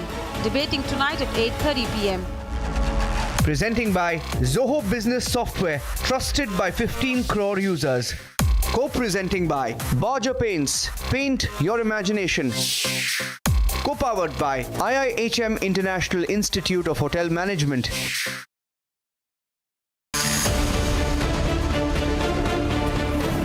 Real video, fake report.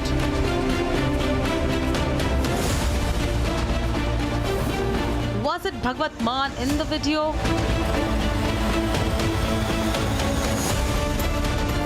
Sacrilege storm, who is lying? Debating tonight at 9 p.m.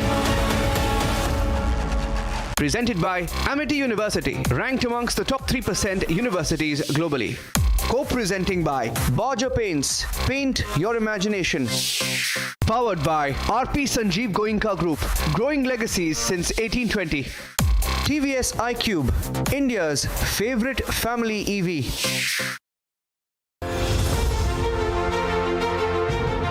दुनिया का हर नेता, हर देश इस बात को भली भांति समझता है कि आज के भारत के लिए नेशन फर्स्ट ही सबसे बड़ा मंत्र है, सबसे बड़ा सिद्धांत है।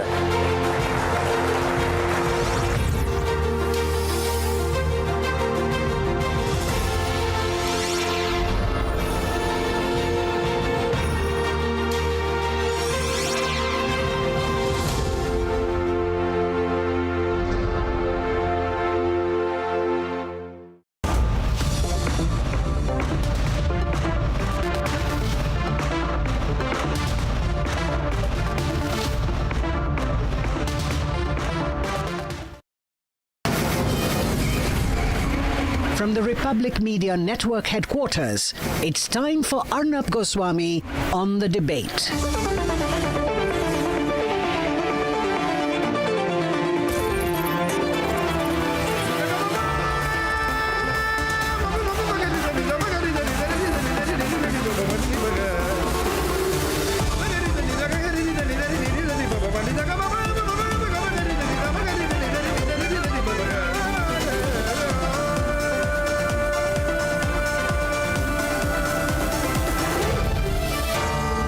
Arnab Goswami on The Debate.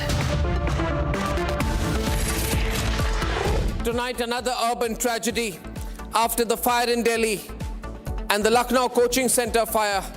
A shed collapse and tragedy strikes again in Kolkata. At 8:30 p.m., what is the truth of the live-streamed encounter in Bihar? Why was Bharat Tiwari killed? And at 9 o'clock tonight, Bhagwant Maan, did he try to forge documents to cover up his alleged sins for which the Akal Takht has declared him a Guru Drohi? Is it time for the Punjab Chief Minister to quit on his own?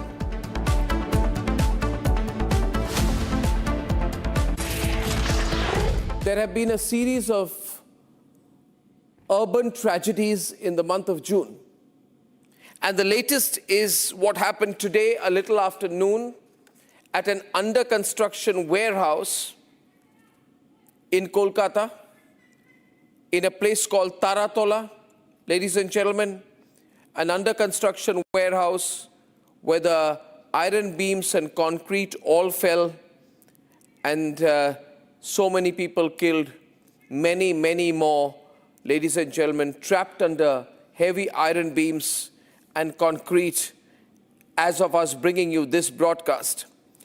We are told that there are questions about the construction, that there is prima facie evidence of design and construction flaws. The iron beams, we are told, were not strong enough to hold the weight of the concrete above them. Therefore, this building was always going to fall. The question was only when.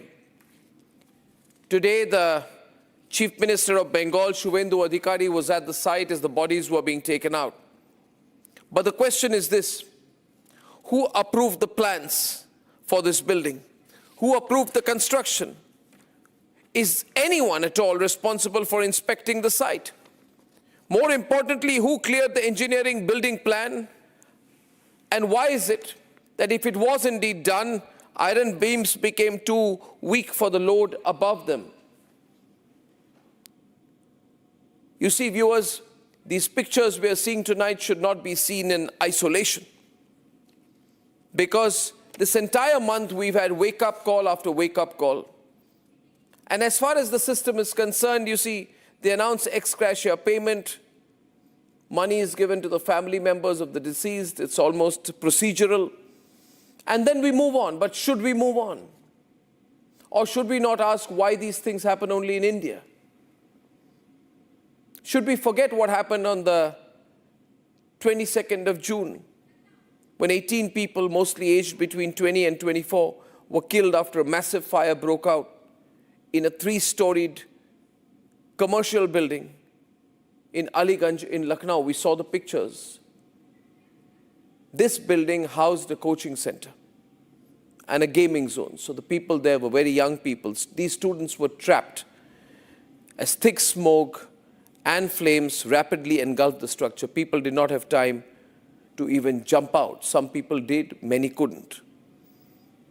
Are we to look at these matters as unfortunate incidents? Or is it time for us to look deeper and ask, are rules being broken? Are bribes being paid? Is compromise happening all the time, ladies and gentlemen, all the time? Not that there is no respect for the rules. It's just this attitude in India, this chalta hai attitude, that you can break the rules, you can flout the rules, you can save money and risk lives, and life will carry on unless the next tragedy happens. And that is exactly what happened in the Delhi Malviya Nagar hotel fire in the early part of June this very year, a few weeks back. 21 people died. There were horrific visuals there. This was a violation of bed and breakfast establishment rules. Ladies and gentlemen, 49 people were admitted to hospitals, and later came out they could only have 6 rooms, but they had 27. Which means that someone made money.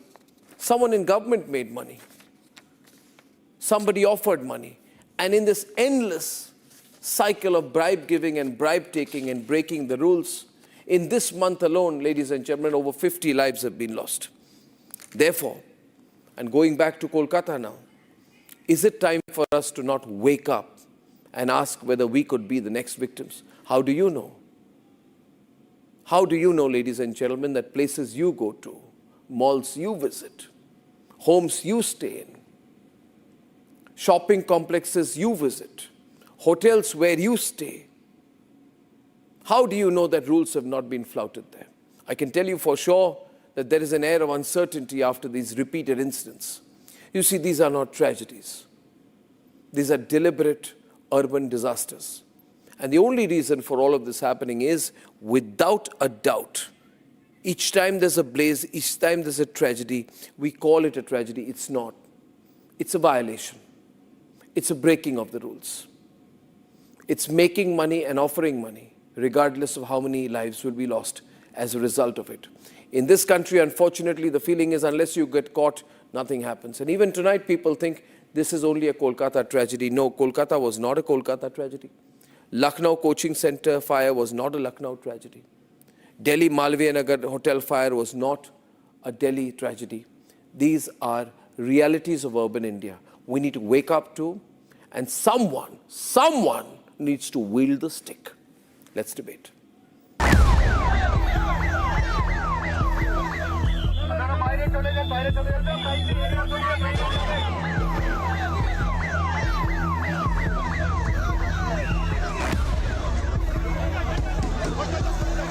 A shed collapse in Kolkata.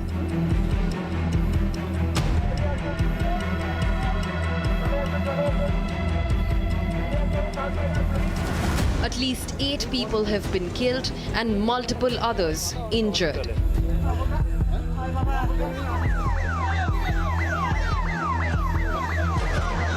The army, NDRF, SDRF and West Bengal police are working against the clock to rescue those trapped under the debris.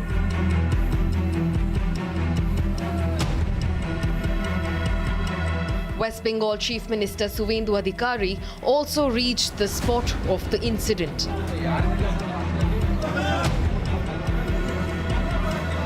He says multiple deceased people have not been identified yet.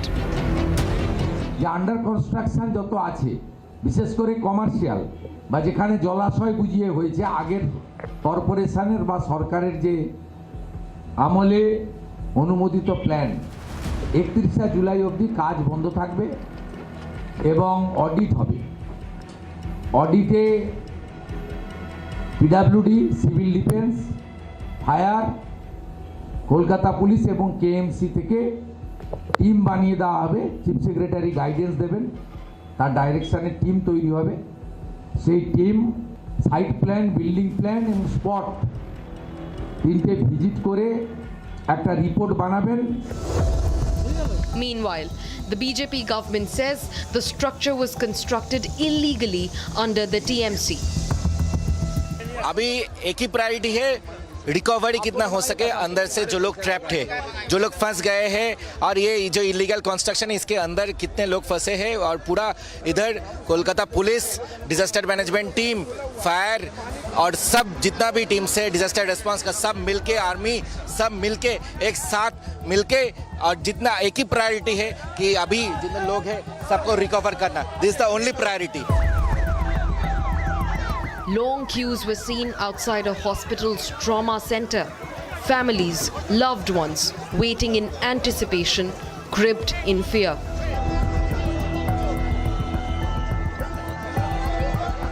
As rescue operations remain underway, the question is, who is responsible?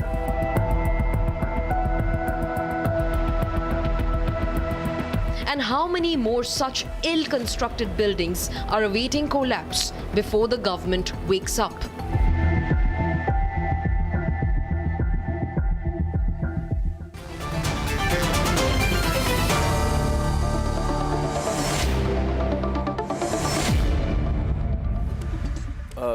Shishir Bajoria, spokesperson of the Bengal BJP, and I have Tausif Khan, who is anti-BJP. I can't even say that he's pro-TMC any longer. Tausif, don't make this a pro or anti-BJP thing, okay? Who approved the construction? It happened in Trinamool time. Who inspected this site? It happened in Trinamool time. Who cleared the building plan? It happened in Trinamool time, okay? BJP has taken over the government just a couple of weeks back, okay? So, don't take a political position on this. Not taking any political position. Don't do that, yeah. You see, to me, this is not an unfortunate incident, but a criminal negligence. And who is responsible? Yes, if there is any lacuna, so far the construction is concerned, the people who are, or the examples that you are giving, under the Trinamool rule, yes, they are responsible. But the matter does not end there. Who approved it? The big question who is, approved the plan? The big question, after we finish that question, the next question is, what is the steps that government has taken now to minimize the casualty, to see that the treatment comes to the victims, to see that the all steps are taken by the government. No, that's not the point. The point is not that. The point is, why did the accident happen? That is also the point. The main point is that there is a syndicate. There is a syndicate. Allow me, please. Allow me. You see, we have all known that the corrupt, nepotistic, incompetent and dirty regime of Mamata Banerjee, her Mafia Raj, encouraged a syndicate system. A syndicate system, ladies and gentlemen, is when if you make any building, you construct anything, you buy any land, you buy a glass of water, a certain percentage goes to Mamta's people. And these are not people with construction experience. Therefore, necessarily, are we to assume, Shishir Bajoria, that this gigantic structure which has fallen down was also constructed with the knowledge of the syndicate, with members of the syndicate, or with the clearance of the syndicate? I will give you very precise answers, Arnab. On the 21st of January 2026, the plan was approved. The ward councillor was Anwar Khan and the mayor, Firad Hakim. Firad Hakim today was stammering and stuttering and was trying to explain, I did not know this, it does not come to me, Babu, you're the mayor. The plans were approved. And now he was actually finding it difficult even to wash his hands. Let me continue. The plan filed was defective. The drawing submitted was defective. It has come out now. Then as far as... but who submitted the drawings? Who submitted the drawings? Which company? Where is the company based? How did it happen? The company is based in Kolkata. And who owns the company? To be very frank, But has that person been arrested or questioned? No, I don't think the arrest has been made. Why has Firad Hakim himself not been questioned? Firad Hakim, look, it's like this. Are you going soft on Firad Hakim in the hope that he too will come on your side? No way. Is Firad, because it's believed that Firad is playing both sides? There's nothing left of that side. There's nothing left of that side. Today, the entire focus of the state government and the KMC administration, there's no board as such, but the KMC administration was the rescue and looking after the people, getting them out. One very important fact I must tell you, Arnab, 12:07 afternoon, the incident happened. In less than 30 minutes, the first response team was there. May I interrupt here, sir? I don't want to get into that. That's your duty, and it wouldn't be a compliment if you were doing your job. No, I would only ask you this question, that my concern is, Shishir, I'm sure Tausif will agree with me. You know how many Trinamool people have turned promoters. You know how many Trinamool people had turned into construction. You know how many syndicates have made buildings. Now, the concern of people in Kolkata will be how many such accidents are waiting to happen. Okay. Can I answer this? Yes. Now, as far as arresting is concerned, you have seen that since the BJP government came to power, how all the muscle men are getting caught, getting arrested, how the TMC leaders who made this huge piles of money on such ill-gotten stuff. The other step the chief minister has taken, he has stopped all under construction buildings or structures till 31st of July, till they are reviewed and audited, except those who have some, let's say, emergency involved with it, say if it's a hospital, a medical center or something like that, or a fire station. The rest, all has been stopped till 31st of July. And as far as the arrests are concerned, I cannot speak on behalf of the government. No, it should not be that the compromise system of the previous government is replaced by a new compromise system of this government. I'm just being careful about it. We must make sure. We must see, this is a concern. So I'll tell you one thing. What's happened in Kolkata is bad people who were under the left, bad people, I don't want to get into bad people, corrupt people, they became Trinamool. And it shouldn't be that the bad people of Trinamool now start wearing BJP clothes. Then on the ground, nothing will change and people will continue to die. I don't think that's going to happen. I'm rather very sure that's not going to happen. And it's not going to be like a jersey change. That's what I'm asking. Yeah, exactly. So I thought that's what you're asking. And my answer to you, Arnab, is very clear.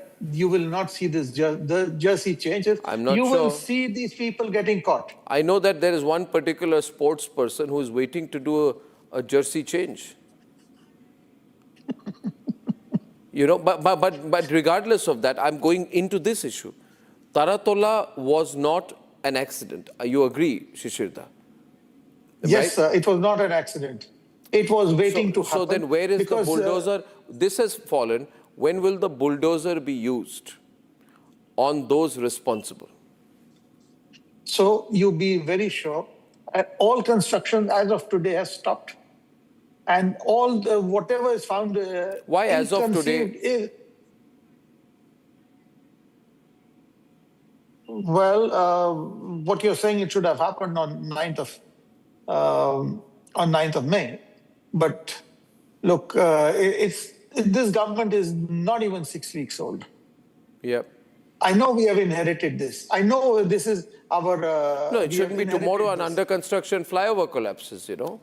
It shouldn't happen that, under construction hoarding collapses, you know. So they've all been stopped from today till 31st of July, till they are audited, till the plans and are... you'll audit everything in 5 weeks?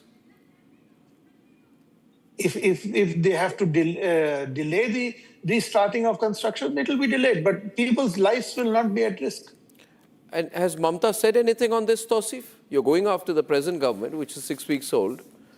Though Agnimitra Paul was there, Shuvendu Adhikari was there, they were there, they responded, they were on the spot themselves, right? Municipal Affairs Minister, I think, is Agnimitra Paul, she was there. KMC Commissioner Smita Health Pandey Minister was there. Health Minister was there. Health Minister. Yeah, Army was there. Army was there. Now, Tausif, where is Mamta Banerjee? Has she taken any responsibility for what happened? What about Firad Hakim? Why are you quiet on them? He didn't even know. What is their culpability? He didn't even know this. No, I don't know if Mamata Banerjee, she now being not holding any public office. I don't know whether this construction happened under her regime. Perhaps on a humanitarian basis, she can show her condolence to the deceased. But I believe that TMC spokesperson or perhaps Mama Moita has made a statement on this. I may be wrong, but you can just check. Which side is Mahua Mitra? However, a very quick question. Which side is Mahua Mitra? Today, as of now, she is with Mamata Banerjee. Mahua Moita is with Mamata Banerjee as of now, that we all know. You see, Shishirda will appreciate what I am saying. Shishirda, hear me out, Shishirda. What I am saying is no doubt the construction falling and the killings happening.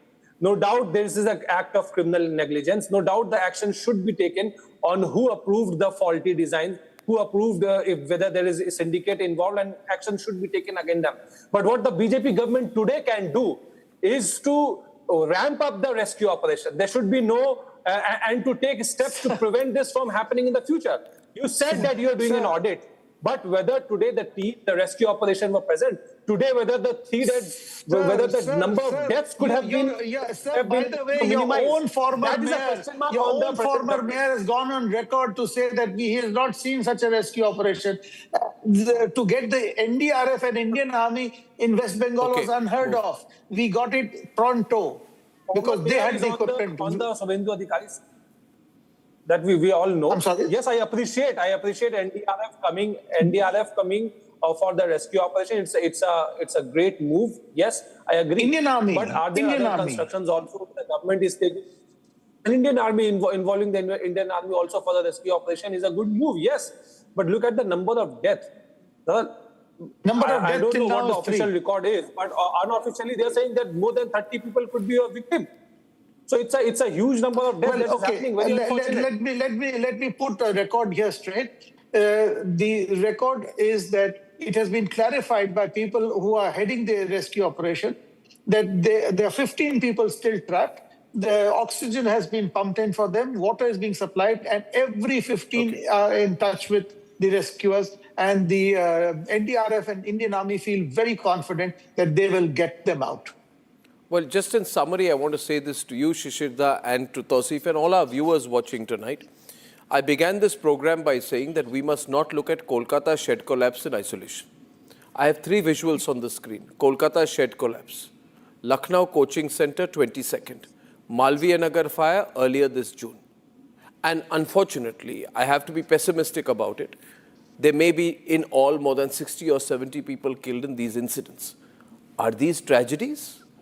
Or are these a result of rules being flouted, money being made, corruption at some level? I would like to ask anyone today watching this whether someone who's a very big builder will ever allow his house to be constructed in a way that it will fall down tomorrow. No, they won't. But they will compromise with the lives of people in public facilities. Therefore, we need to look at these three incidents in isolation and truly, ladies and gentlemen, without a doubt, crack the whip.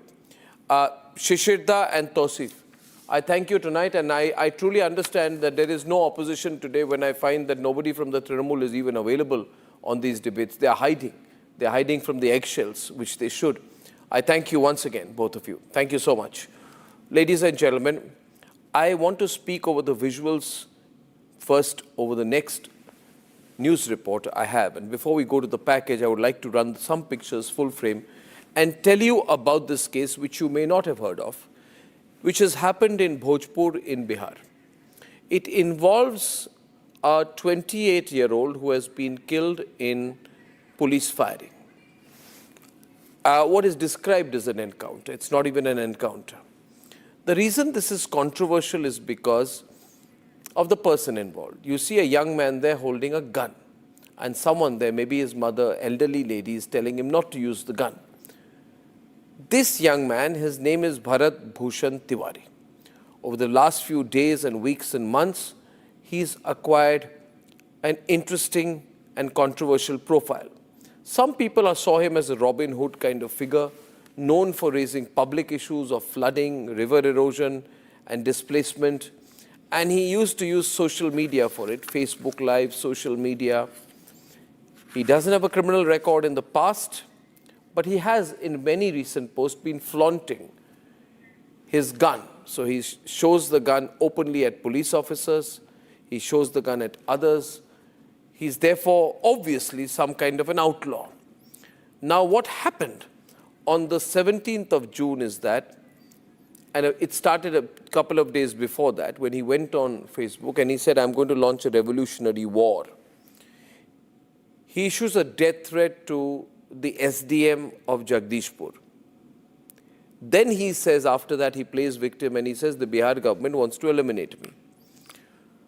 On the 16th of June, the Bhojpur police say that he is mentally unwell and efforts are being taken to take him to a mental health facility. Police visit his residence, and that is when this video is shot, when he gathers people around him and he doesn't go into custody. On the 17th of June, and this is the day when the dramatic incident happens, he carries the gun and points it at policemen, and he says, I'm going to shoot you. And he begins by saying, I'm not going to surrender. He's abusive. I've seen the footage myself. He's abusive. He makes many threatening gestures. He says he won't surrender. The police is not firing at him. In fact, he mocks the police for wearing bulletproof jackets. And there is a mix, and he does this all while this entire thing is being live streamed. In fact, I would appreciate it if my producers show me the live streamed video as well, so we can see the raw footage. So ladies and gentlemen, he is not surrendering. He does this on live streaming. He goes on Facebook Live. He's literally showing an armed encounter between him and the policeman for a long, it's like a 15-minute video, and there is the gun you can see there that he's flaunting quite proudly. I can see in the visuals at least 7 to 8 policemen, and at some point, now this is where it gets, first he says he won't surrender. And then he says, well, if the police and the government are willing to listen to me, I'm going to put down my gun. And he throws the gun down. There is one part of that visual when he throws the gun away and the gun goes close to the policeman. At that point, he's not armed. That's when the controversial part happens. If the police knew he was not armed, the video ends, and what we know later is that Bharat Bhushan is shot dead.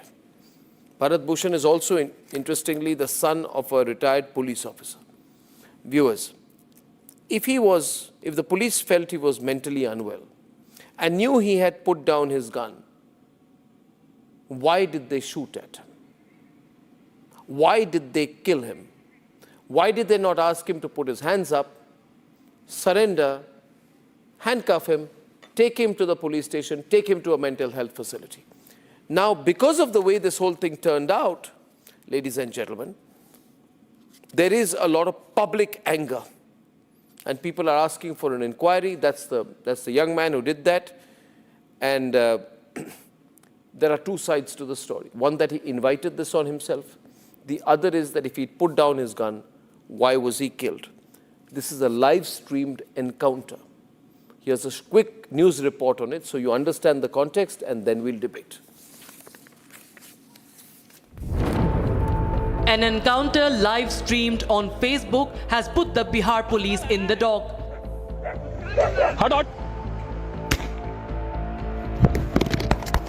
ये देखिए start हो गया मारो लो मारो Bharat Tiwari, a self-styled activist, was controversial. Not the first time he's run into cops. सभी जगह से घेर के मारो. He was shot dead after laying down his gun. For politicians, he was controversial. For cops, he was a serial offender. For many others, a crusader.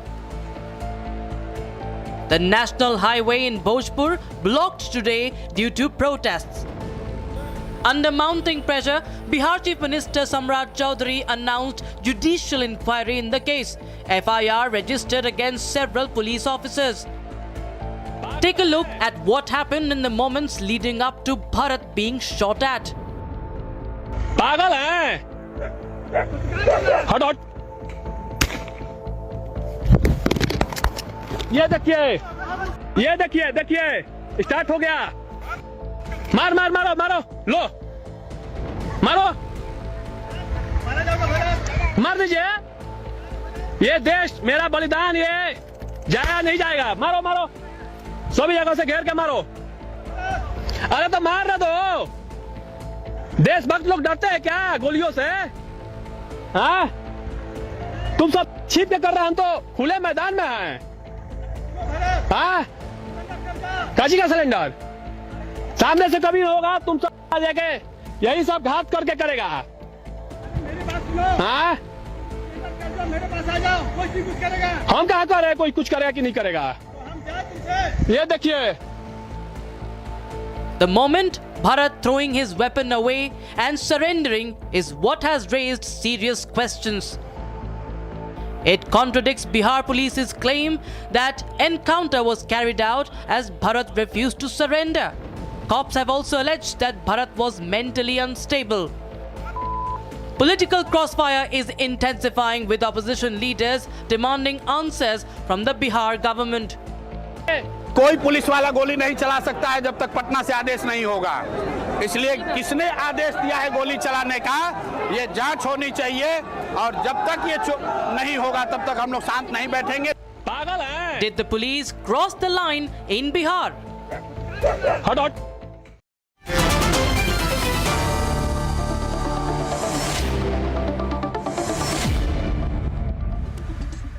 So, Satyaprakash Mishra and Manish Bariyar, in the footage,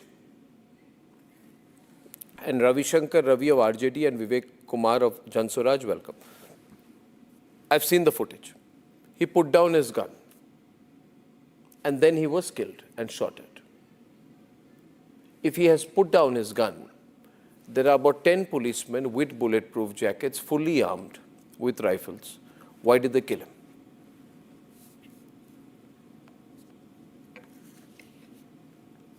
Are you asking me? Either of you. Yeah, Satya Prakash ji, you can answer, of course. There are several videos which is coming, and that created the doubt. So the government ordered a judicial probe. The departmental inquiry under the supervision of DIG and ADG and Law and Order came before media and explained everything that police failed to handle the matter. Definitely, he was not with a criminal record. Everybody is saying in his village that he was a very great guy.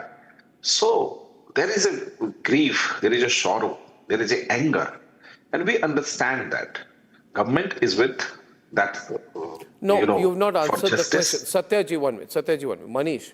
Yeah. He's a 28-year-old is man. going You on. say Let he's the mentally investigation- unwell. It could be. He got carried away. It could be. He was wielding a gun. He was. He was threatening police officers even before the incident. There's a picture of him pointing the gun at the police officer when they came to his house. We can play that too, producers. It happened. But he had put down the gun and then he was killed. He had thrown his gun away and then he was killed. Why? Arnab, I would like to say that I'm very, very angry on this. The police does not have any right to really kill anyone in cold blood. And I have very mixed feelings on this. I felt that the police has done a terrible, terrible mistake and they ought to be punished and sacked. There's no other way. That is what my view is here. If the person, and I'm with you on this, when I see those visuals, it's very clear he had put his arms down. Of course, what he did is something which was again terrible. But there is no justification for the police to actually shoot him the way they did. And I think the police administration is absolutely, accountable for this. And there has to be a case of murder against them. That is what my feeling is. Nobody is justifying that. actually, Nobody is take a stand justifying on that. No one has justified that action. The government has not so far justified any action. The government has come forwarded with judicial probe, suspension of 7 police officers, and FIR against of those police officers. The government is proactively did that. And government is committed to justice to the family of Bharat Tiwari. This is really very, this incident has, shaken the conscience of everyone. Bharat Tiwari was just a normal guy, activist kind of person. Nobody is saying that he was a criminal. He was just a clean guy. What has happened is just happened, this is a kind of blot on the face of the judicial system, police system, and every system. So we share the grief and anger of the family and the society. We understand that. The national working president of the JDU very first time explained that all the video shows and creates doubt there must be a probe and time-bound probe. No. And sufficient has not been done. So any police officer, whosoever will be, definitely will come under the scan of judicial probe and the departmental probe. Action will be definitely taken. The government just is a committed moment, to justice, not Satyaprakash, we must go injustice. to the root issue. Is Prashant Kishore being utterly opportunistic when he says, Vivek Kumar, that instructions came from Patna? I mean, he's being so opportunistic. He's preying on a situation which is obviously a local situation. Now, could you please tell me what proof you have that the instructions came from Patna, in which case he's trying to indicate that the Chief Minister Samrat Chaudhary ordered the execution of Bharat Bhushan Tiwari. Please tell us what proof you have or explain why this was said. First of all, Arnab, thank you so much on behalf of 14 crore Biharis to making this a national issue. And I mean it. Because we Biharis are so unfortunate. We are like Kire Makore. Few months back, we were shot by a Delhi police. A Pandav Khushwaha was shot by a Delhi police, a drunk Delhi police. Today, we are shot by Bihar police. Few months back, we were shot in Tamil Nadu. So it's very unfortunate. We Biharis are mostly getting abuses or we are shot. So it's quite unfortunate. And these people will not understand. I'm sorry, will never understand. They have not lost their son. They have not lost their daughter. So it's a tragic incident. And just the question that you asked, just tell me that does the constable have enough power? We live in a country which is ruled by the constitution. In this country, when Nathuram Godse, who killed Gandhi, went through under trial. Mr. Amit Shah, who is the current Home Minister, in a fake encounter case where he was acquitted, went through the trial. So obviously, the Home Minister of Bihar, the police comes under the Home Ministry. So it is just impossible by just logical thinking that a constable or a Thana Prabhari will not pull the trigger unless he has orders from Patna. It's common sense. And what we are asking for justice. And what does justice mean? Justice means it's not about punishing people who pull the trigger. It's about punishing people who actually gave the order to pull that trigger. Is it wrong? Are we wrong in asking that? And the mother of the victim is asking for the same. Now, if you just tell pause me that for a moment, I want to ask this question. No, if you just pause for a minute. There are two sets of pictures I have, Vivek, okay? There is a picture which I have of the policeman on 16th of June going to his house, okay? And you can see the police officer is sitting there trying to talk to him. He is in a very excitable state holding a gun. He is using a revolver to threaten armed policemen who are pointing the gun at him. And in fact, the police officer sitting with him on the bed appears to show both courage and calm, that you sitting next to an armed man, trying to convince him, talk to him to drop the gun and stop the threats. So that's a very calm kind of approach, very thoughtful approach of the police officer. In fact, it's easy to criticize the police. I would commend the police officer there who want to explain to this man to stop his antics. Okay. Suddenly the mood changes the next day. This time the police is obviously out to get him. They are armed, they are bulletproofed, they appear to be under some kind of instructions that he must be encountered.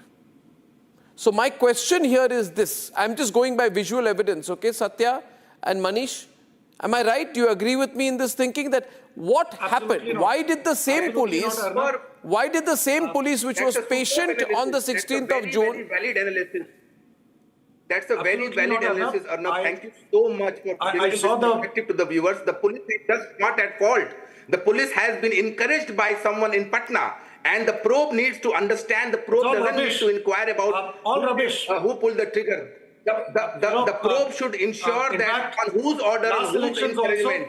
We had the chief minister saying a day before that we start showing the door in election, the color of the gamcha. And he's again doing the same thing. Yesterday he making irresponsible statements.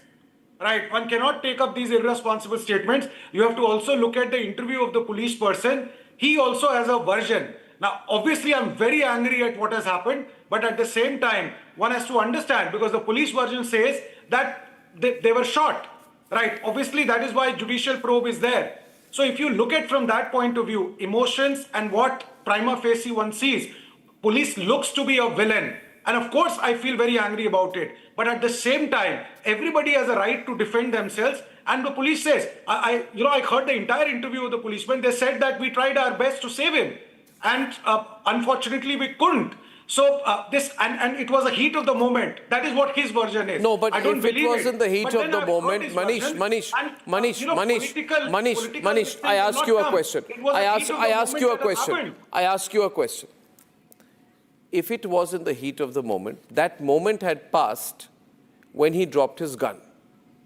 Am I right, Ravi Shankar Ravi?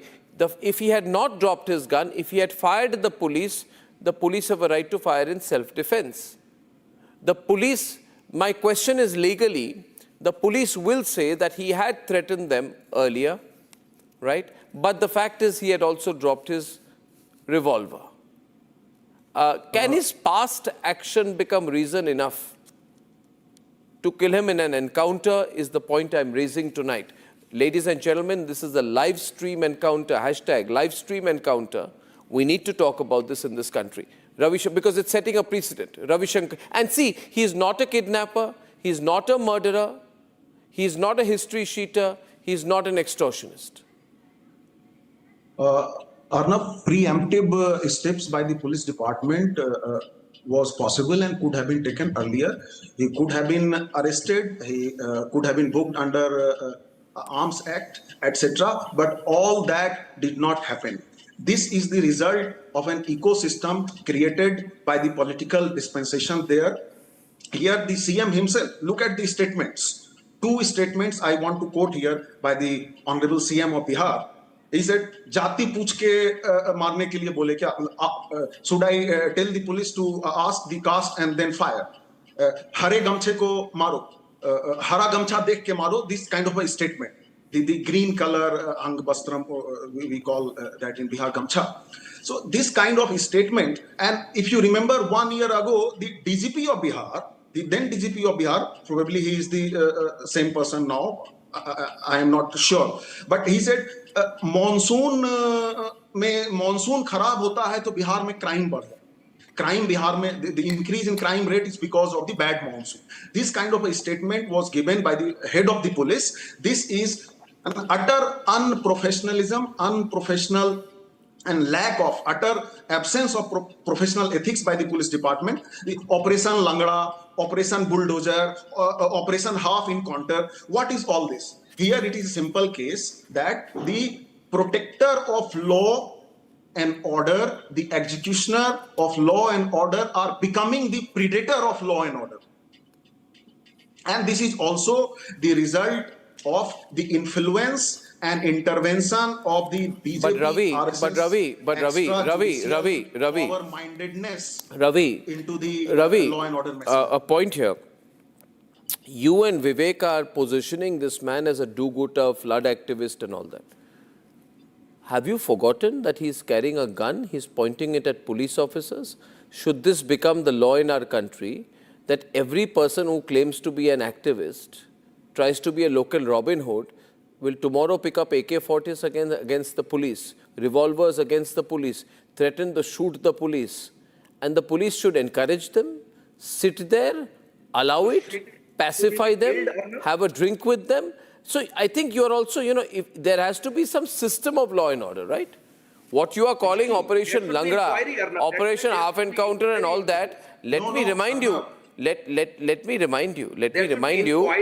Telangana, all 4 people accused of raping and killing a Hyderabad-based person were killed in an encounter as well in 2019. She was a veterinary doctor.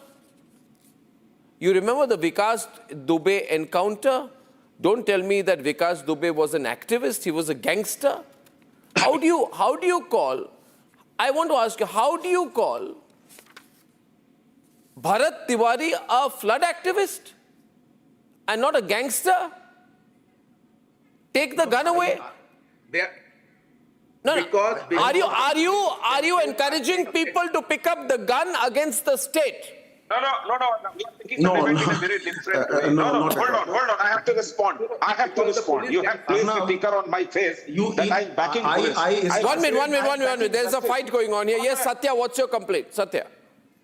No, my complaint is that you have put some ticker on my face that I'm backing the police. No, I'm backing the justice. He was not a gangster at all. The village man of those areas are claiming that he's our God. What I am trying to say, maybe so he has every local gangster, one minute. Satya, this is bizarre. This is bizarre. What has happened, a failed thing happened there that ADG law and order has accepted. No, police failed to you are encouraging gangsterism.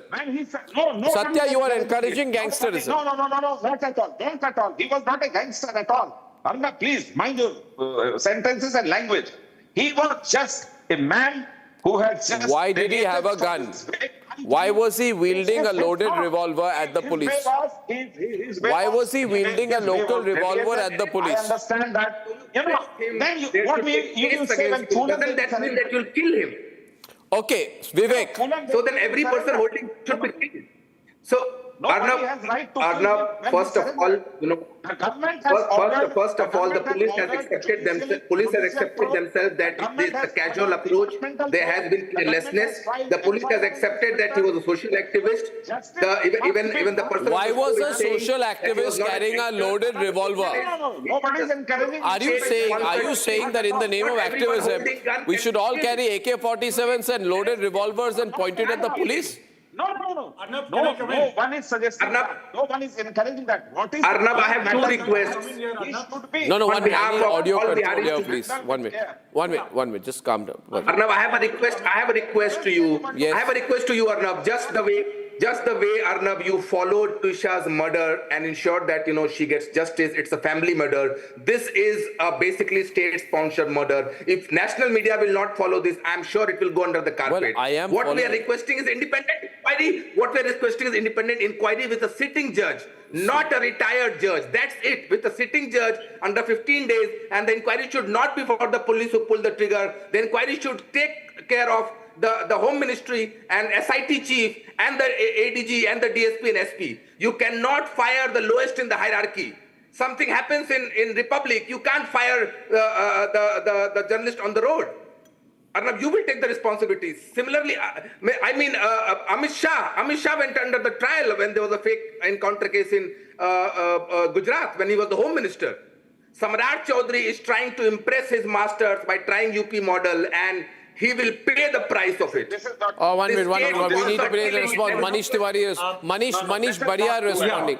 Manish. I think I would like to tell you, Arnab, then probably people from outside Bihar have not understood the context of this entire thing. Visually, it is not really good. What you see and what I see, probably, anybody who looks at those visuals of he brandishing the gun would obviously feel that he is some kind of a criminal.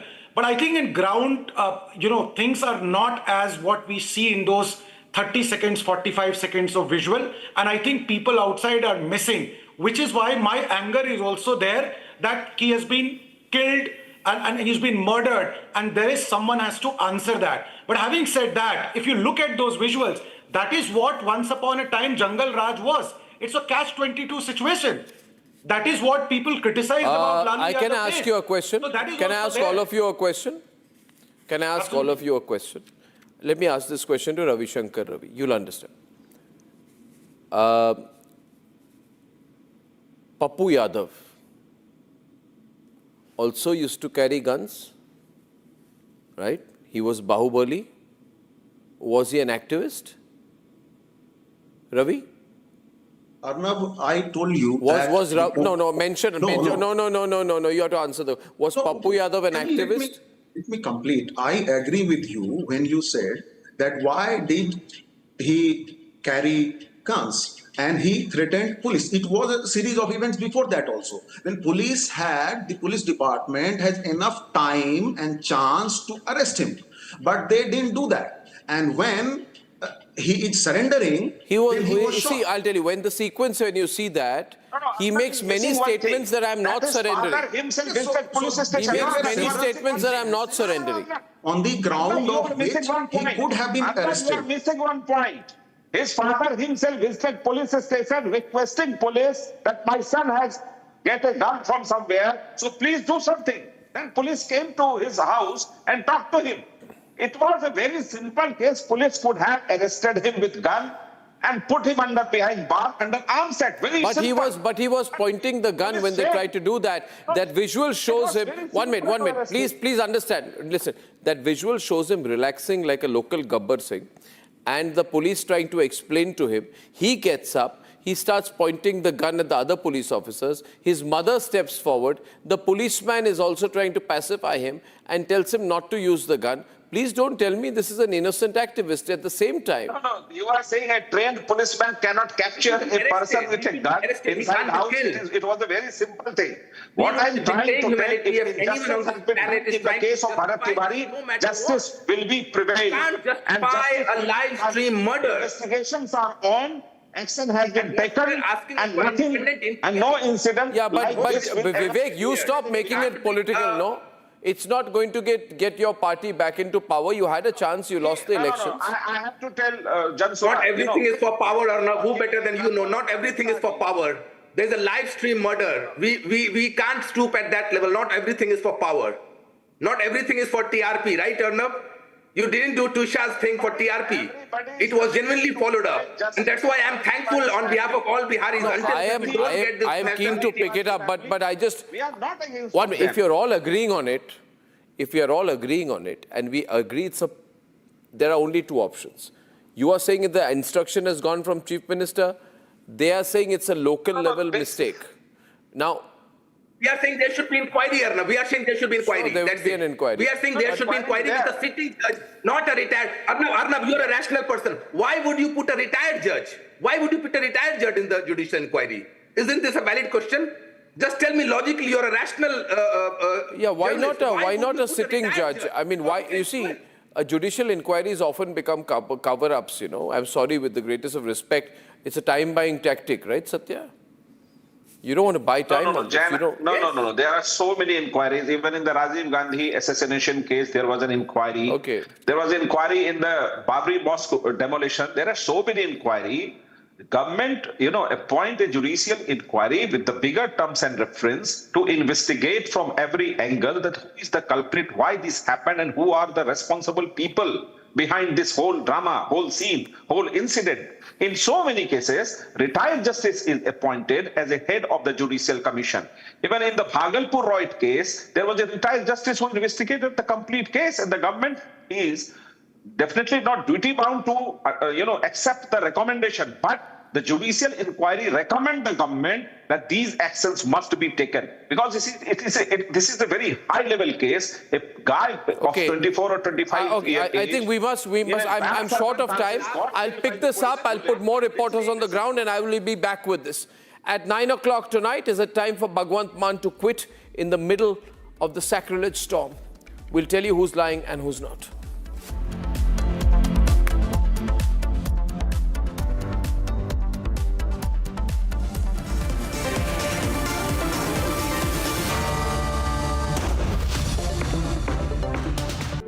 In the global employability rankings by Times Higher Education UK, only the following 6 institutions from India are ranked amongst the top 230 in the world for having the most employable graduates: IIT Delhi, IISc Bangalore, IIT Bombay, IIM Ahmedabad, IIT Kharagpur and Amity University.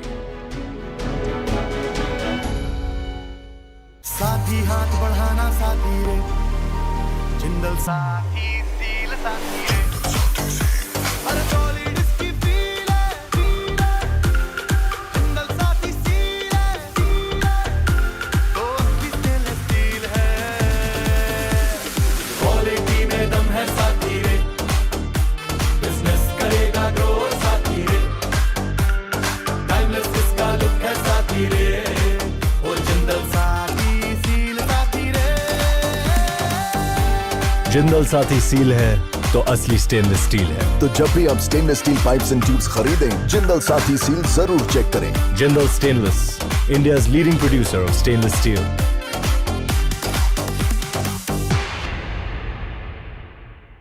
AU savings account में मिलते हैं amazing benefits, paperless banking and higher interest, वो भी हर महीने। Money money money money every month. सोच बदलो और बैंक भी।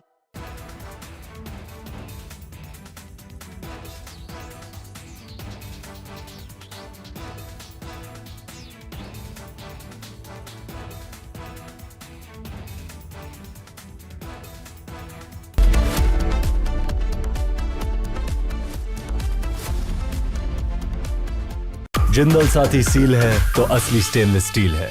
तो जब भी आप stainless steel pipes and tubes खरीदें, जिंदल साथी सील जरूर चेक करें। Jindal stainless, India's leading producer of stainless steel.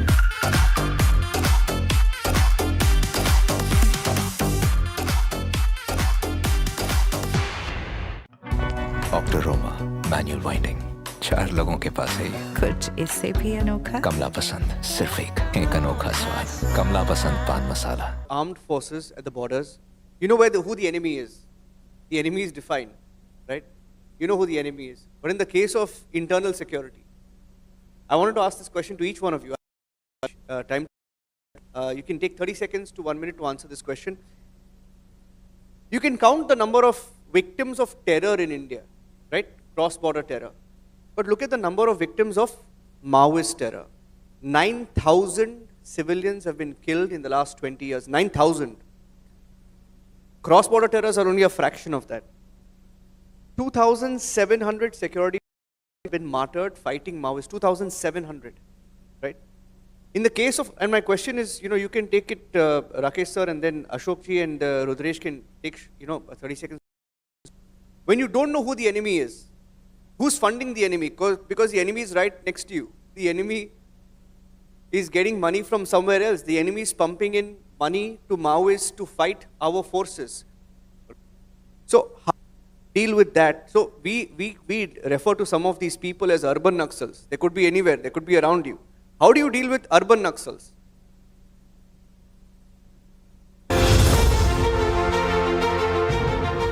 हमारी सरकार जिस तरह काम कर रही है उसने देश के लोगों की एस्पिरेशन बहुत बढ़ा दी है। हमारे देश में एक फौज ऐसी है, उसको लगता है ये सब मामला कुछ गड़बड़ है, लेकिन लोग आखिरकार ये अपेक्षाएं किसके पास करेंगे भाई? जो करता है उससे पास करेंगे ना, सामान्य लोग भी नहीं। पूरी कांग्रेस पार्टी कहती है कि जरा मोदी जी ये हो जाना चाहिए, होना चाहिए, कहते रहते ना, उनको भरोसा है करेगा तो यही करेगा।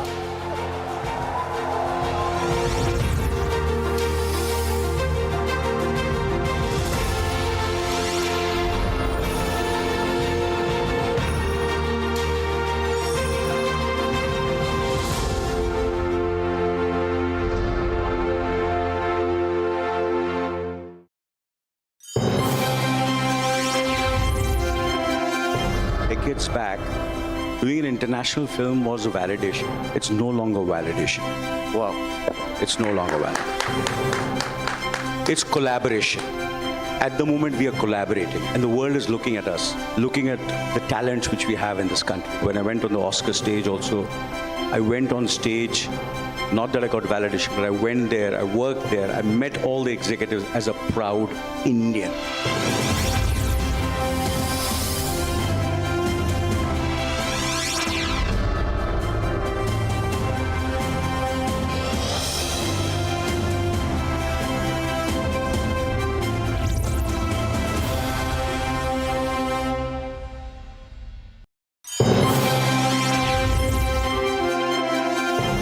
Regular janta who's earning their daily wages or their monthly wages, they work so hard, and for them to invest on a person, they're not going to see which actor's son you are. It is pure cinema, being part of a good cinema, good film, and your hard work. And if you're sincere to your work, I think none of the lineage and coming from somebody will matter after the first film.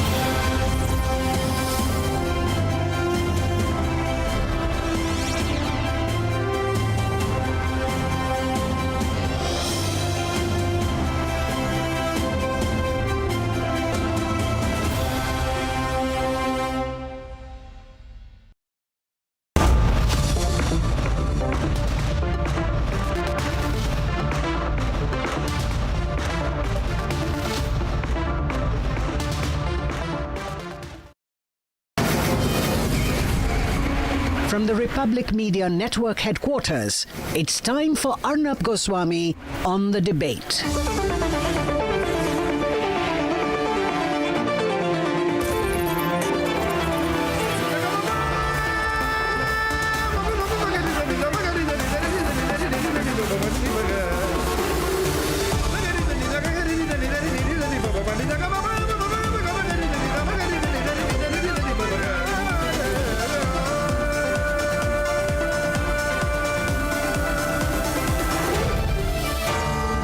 Arnab Goswami on The Debate. Many viewers of Republic have been calling in, writing in, expressing their opinion on whether we think Bhagwant Mann, Chief Minister of Punjab, should quit. And I'm holding back my final opinion on this till the end of the debate. But I want to say a few things tonight. Bhagwant Mann must clarify in more detail than he has so far whether the video that shows him sprinkling liquor on Sikh gurus and carrying out some rather offensive and unspeakable actions that hurt the sentiment of all Sikhs and all right-thinking people in this country. He has to explain why we should believe the man in that picture is not him. Because if there's even 1% truth in that video, he has no right to stay in office. Now, in case you haven't heard about this case, there's a video which has emerged and which has been in controversy for a while now, which shows a man believed to be Bhagwant Mann sprinkling liquor on Sikh gurus and carrying out other offensive and unspeakable acts which have offended not just Sikh sentiment, but the sentiment of people across the country. The Akal Takht had summoned him in January. And when he met them face to face, because he has to submit to the highest body, he said, see, this video is not true and it's made up, it's AI generated. But the Akal Takht got the forensics done on it, and they said the forensics proved that it was Bhagwant Mann in that video. And the Akal Takht a few days back declared him a Guru Drohi, anti-Sikh, anti-Khalsa Path, which means it's the end of his political career. Let me tell you, in Punjab, which is heading to elections early next year, is the end of his political career. Now, Bhagwant Mann refuses to accept that he carried out this sacrilege. Though I must say here tonight, admittedly, it has been reported that the Chief Minister of Punjab has a drinking problem. Now, he's gone on record to say, I swear on my family members, I'm not going to drink again. But there was a controversy also when he appeared in the assembly. That's the video, in a rather strange frame of mind, and he was accused of being intoxicated, drunk, inebriated in the assembly.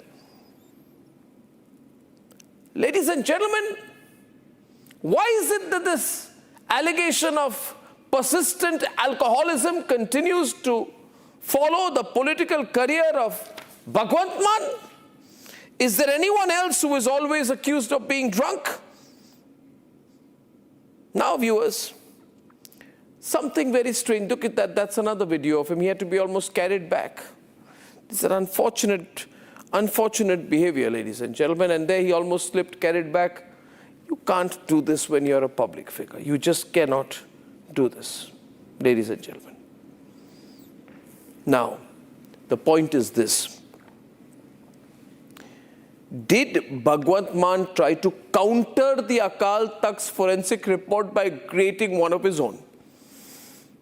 Now, you say there's a saying that to cover up one lie, you say 1,000 lies, and then end up lying 1,000 times, and a simple lie becomes a complicated lie, and you cover up. The best thing would have been to admit if it is true. But now it is believed that Bhagwant Mann sent his policemen to meet people, as is found in that video showing Crown Plaza, Gurugram visuals, to meet someone to try and fabricate a forensic report to give himself a clean chit, to create a forensic report, to say that the visual of the man who committed sacrilege was not him. The problem is that was also captured. In fact, there are hotel receipts of the stay. There's a complaint which is there. There is CCTV footage which has emerged. And there are financial transactions which have been found. And the allegation is that Bhagwant Mann and his people were offering 10 lakh rupees for a forensic report to give the Chief Minister a clean chit and get him out of this sacrilege case. Now, in that case, Bhagwant Mann is in serious trouble. First, for sacrilege. Second, for lying about it. Therefore, perjury before the highest religious body. And now to try and cover it up with an act of forgery. So as of this minute, Bhagwant Mann is accused of sacrilege, perjury, forgery, fraud, and conspiracy. With so much against him, and even WhatsApp conversations are out there, the documented facts are there. Did Bhagwant Mann tell his government officers to cover him up? Does Bhagwant Mann have a serious drinking problem? Is Bhagwant Mann an unresolved alcoholic? Did Bhagwant Mann offer a 10 lakh bribe to fabricate a report? Did Bhagwant Mann send his police to meet the forensics at a hotel? Has Bhagwant Mann ended up implicating himself? Ladies and gentlemen, see, I don't care about a person's drinking habit. I don't give two hoots about whether he's an alcoholic, but I do now if he has done what he's done and because he's sitting as Chief Minister. So if you ask me tonight, I say to Bhagwant Mann that there is one option you have. Come on my show, face me, face to face. we'll talk. I'll give you an opportunity, not a platform. But I will ask you some questions and we'll carry it live. Then the people will judge whether you should quit or not. That's an open invitation to Bhagwant Mann. Will he take up my challenge?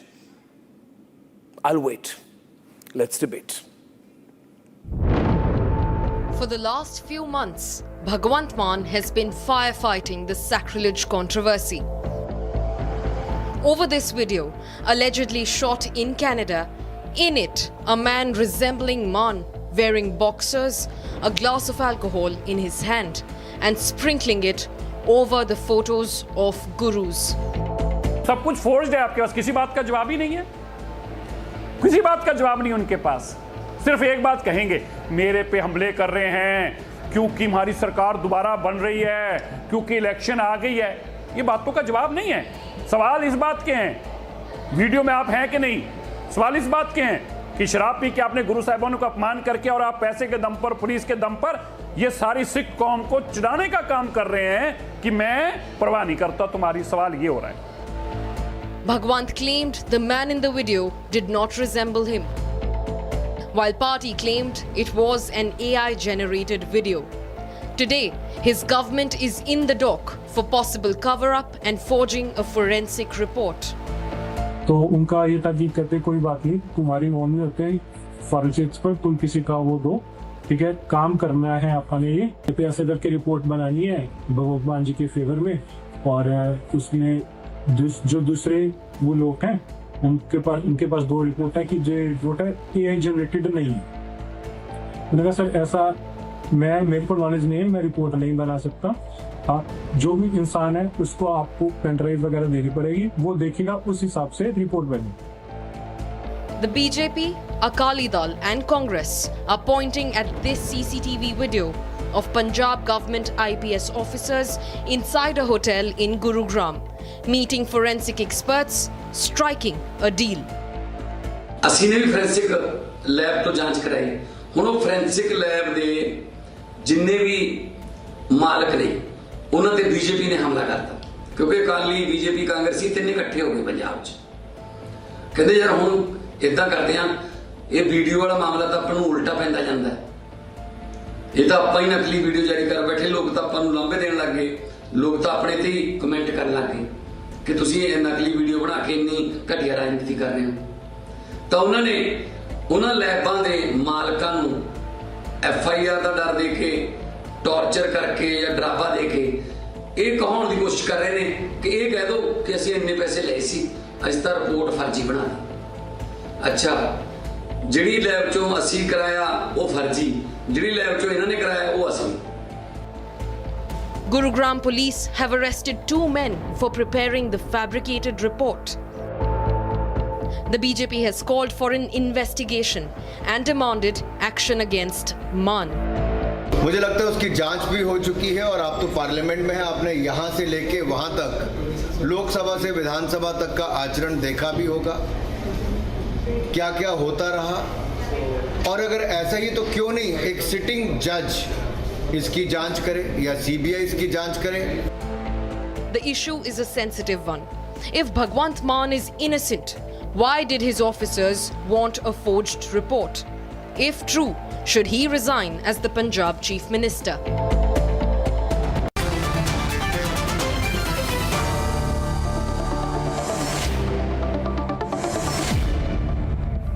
First, I have with me on a one-on-one Bikram Singh Majithia, senior leader of the Shirmani Akali Dal.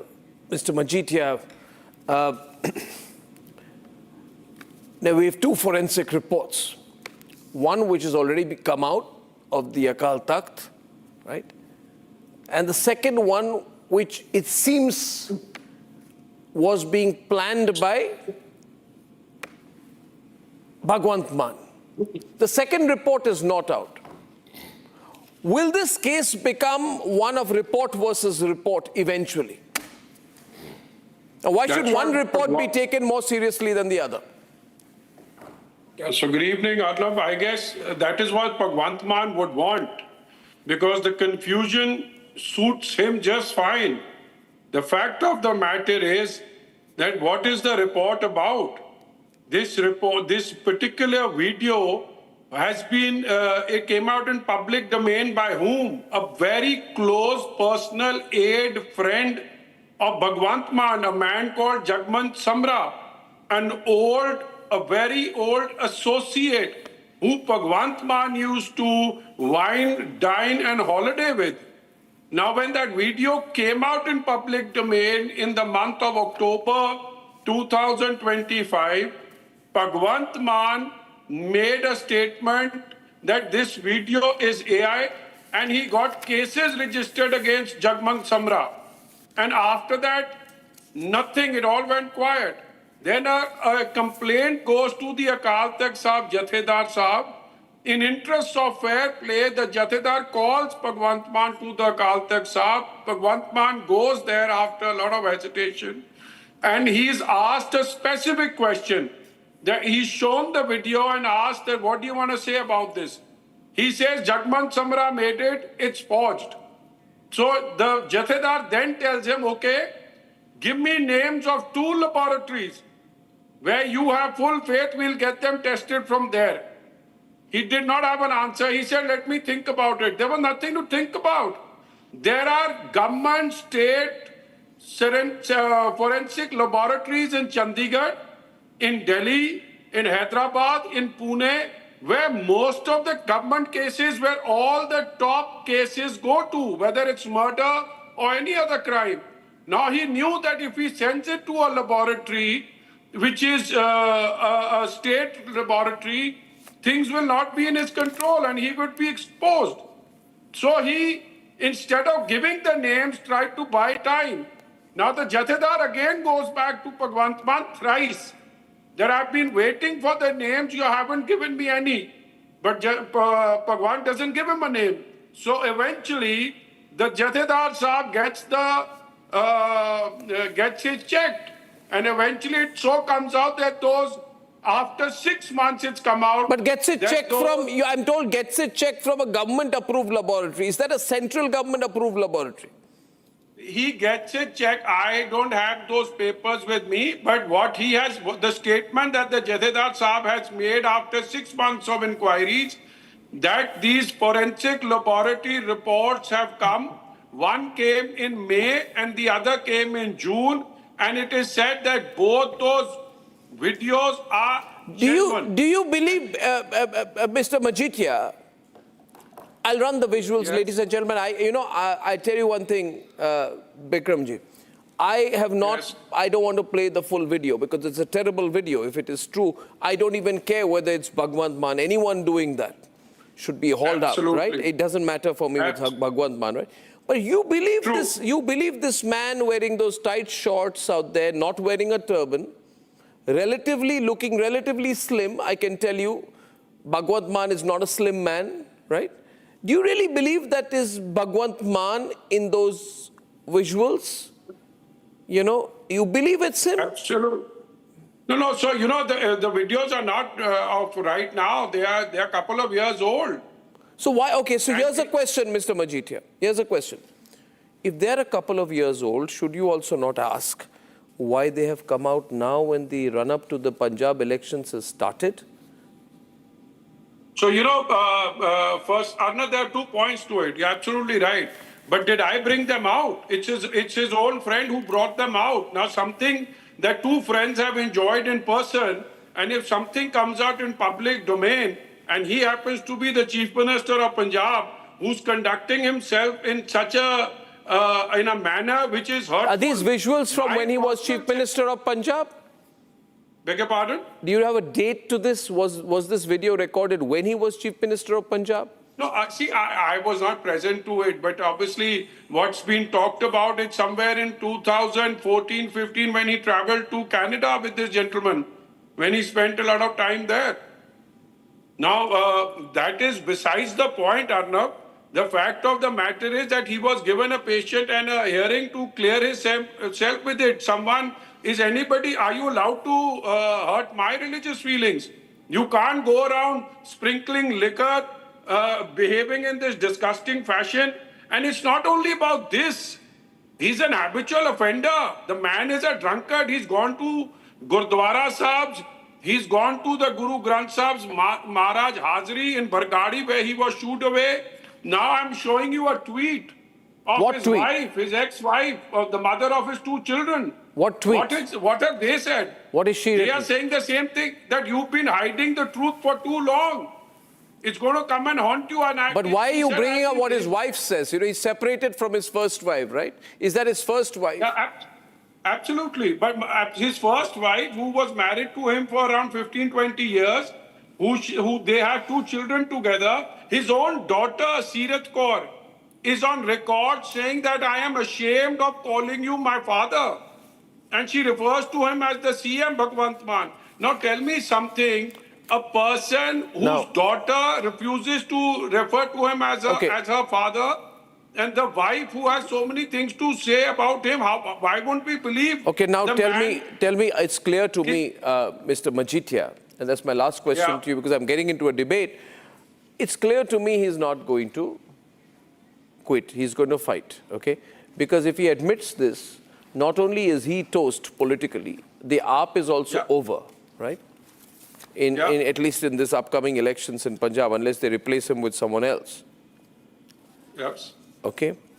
Now, right? So, if he doesn't quit now, what happens, right? If he's not going to quit, the Akal Takht has already said what they have about him. Arnab, you have to realize one thing. You know, there are, we in Punjab, for us, Akal Takht Sahib is supreme. Darbar Sahib and Sri Harmandir Sahib and the Takht Sahib is, there's nothing beyond that for any Guru Nanak Naam Lewa Sangat. And nobody is going to tolerate this kind of a behavior where he's doing what he's doing. So did someone do a sting operation on him? They've got this WhatsApp conversation with a man called SP Jashan Gill Punjab, like where the superintendent of police is giving instructions on what the forensic report should say. So it appears to me that you got a smile on your face, Mr. Majitia. That means he's been stung. This is typically he's been. You give me. He's been put in a trap. To raise 3. If you give me 2-3 minutes, I want to raise 2-3 fundamental points. You know, this SP Jashandeep is cybercrime. And the CP Ludhiana is, or if you read one of the messages here, he's writing to the forensic guy asking him, Vadiya ji report bana do, make a good report. And in the conclusion, but jaldi banayo inanu.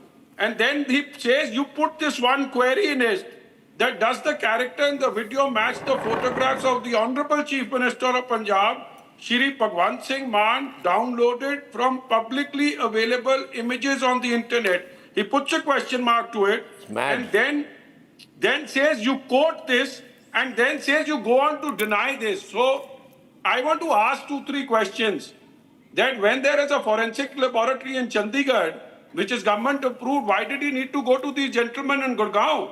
Why? And on how isn't it against service rules? Where a cop goes and stays in a 5-star hotel, they are using state secret funds to make these reports that suits him. Yeah, I get it. This is a bad scene. Okay, so, you know, the problem... last point, there was a DIG caught here with 8 lakh of rupees. The CBI caught him and 7.5 crores were recovered from him. Yeah. I want to know 10 lakhs has been given in cash by these officers. This is such a murky matter.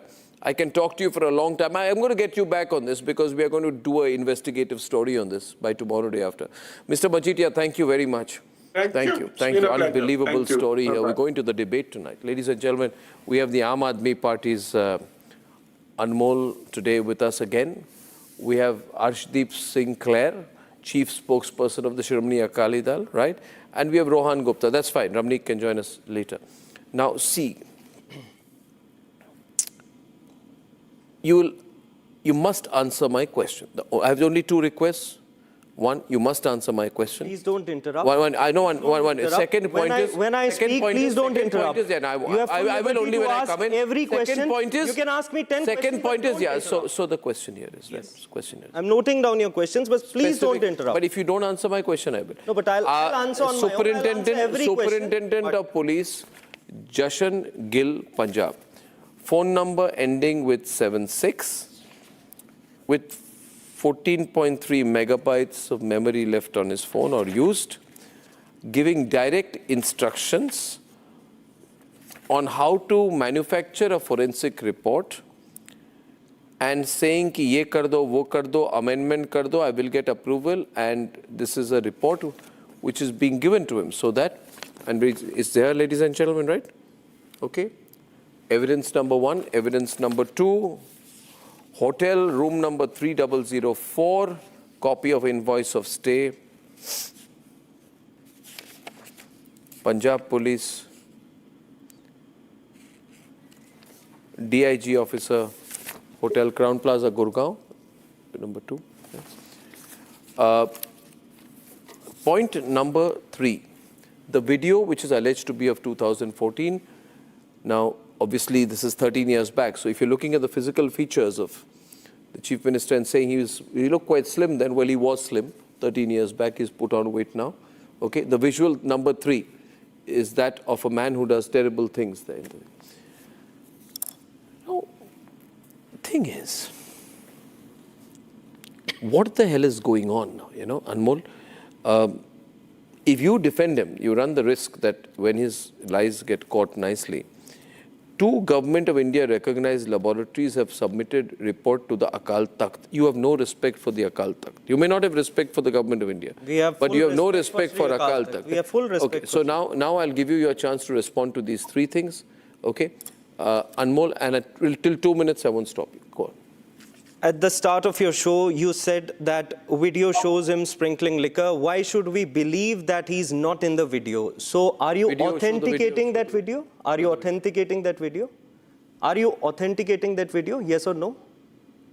It's for you. Is that Bhagwan Man? It's for you. Are you authenticating that video? Is that Bhagwan Man? Are you authenticating that video? Yes or no? Two government labs. Are you authenticating? Has the government lab authenticated that the person in the video is Bhagwant Mann?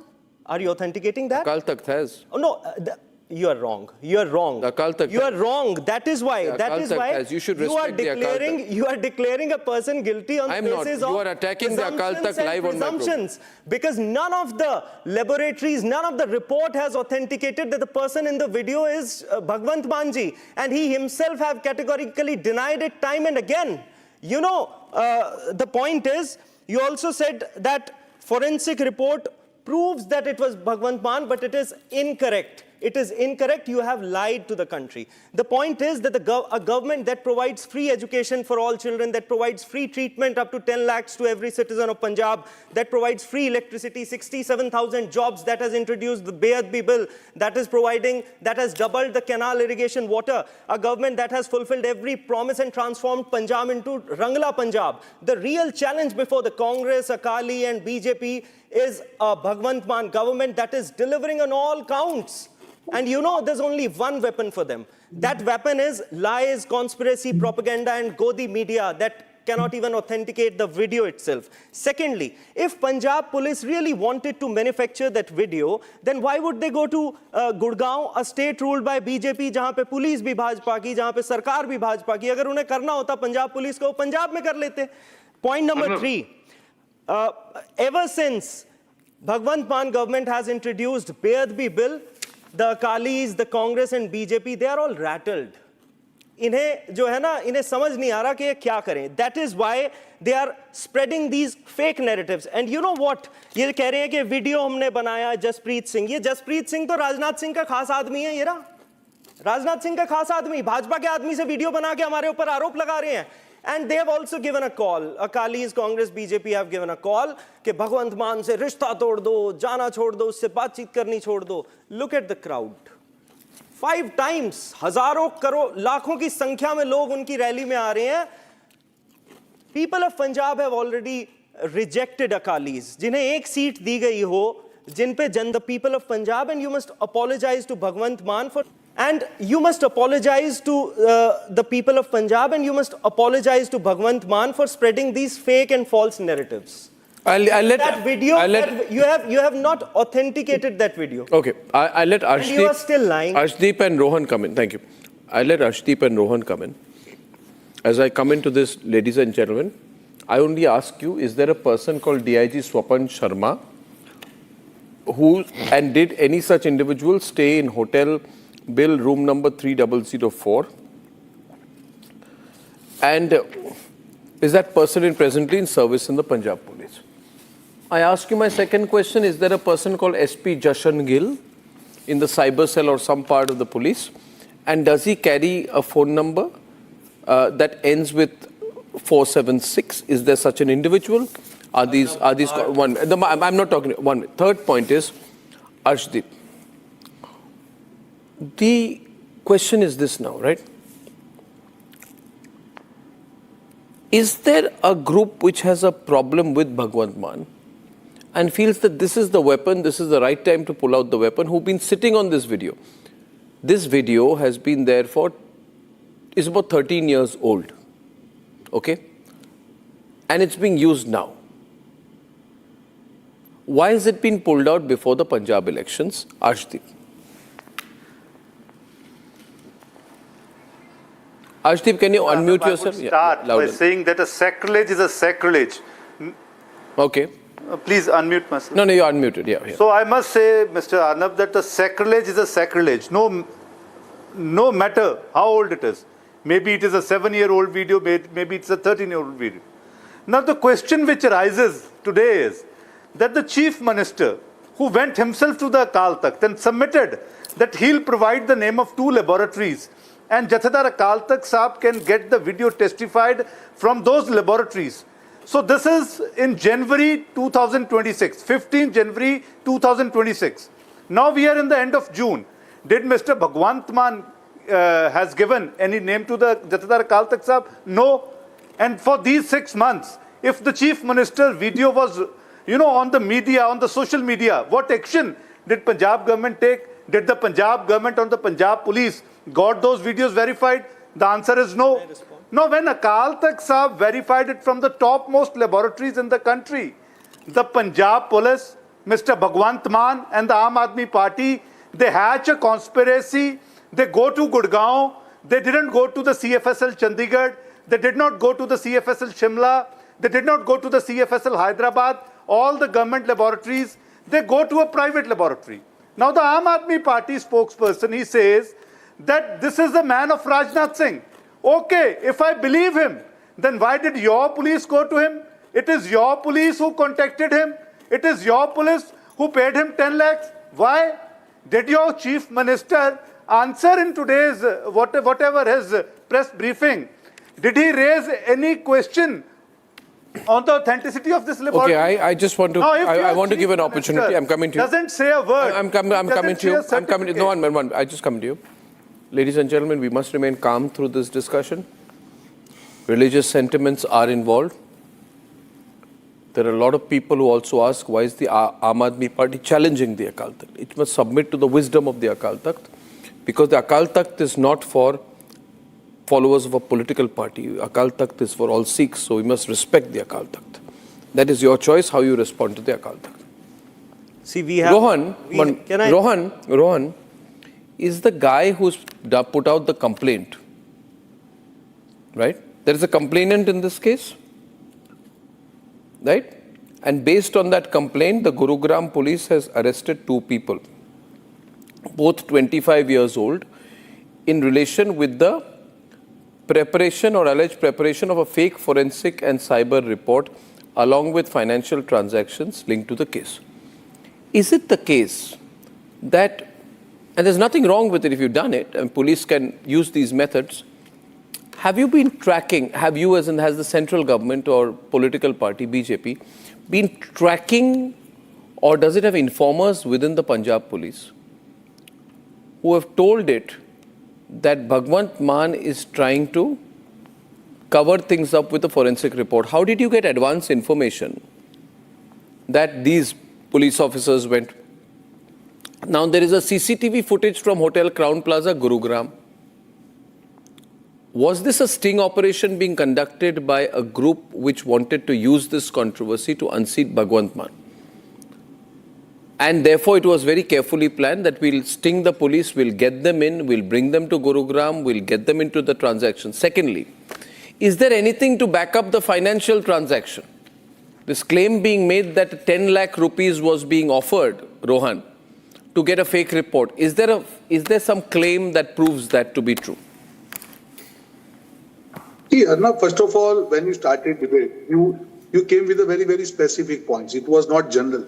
It was not obligate, or objections or any kind of allegations. No. Specific points. Yeah. And the answer what Aam Aadmi Party spokesperson gave, I reminded of before election Delhi thing, same thing. When she smell question was asked regarding Kejriwal, same kind of answer. When the liquor scam happened, same kind of victim card was played. But I think Aam Aadmi Party has taken post of CM to a new low. Can you expect a CM which is always intoxicated? Can you expect a CM whose video comes by? When you see it on screen, you feel really shameful. Can you expect a CM who disrespects Akal Takht? And the evidence is what have that when Akal Takht gave him opportunity that you please give us the name of 2 laboratories, which he could not give. After that, he goes to Gurugram. After that, these evidences come. So first of all, Arnab, how low this party will stoop to? This is really new low to the Indian democracy, to Indian politics, where a party which comes to power in name of Aam Aadmi, they are taking it to a newer low. And again, they are questioning, they are playing victim card. Is this the time to play victim card? No.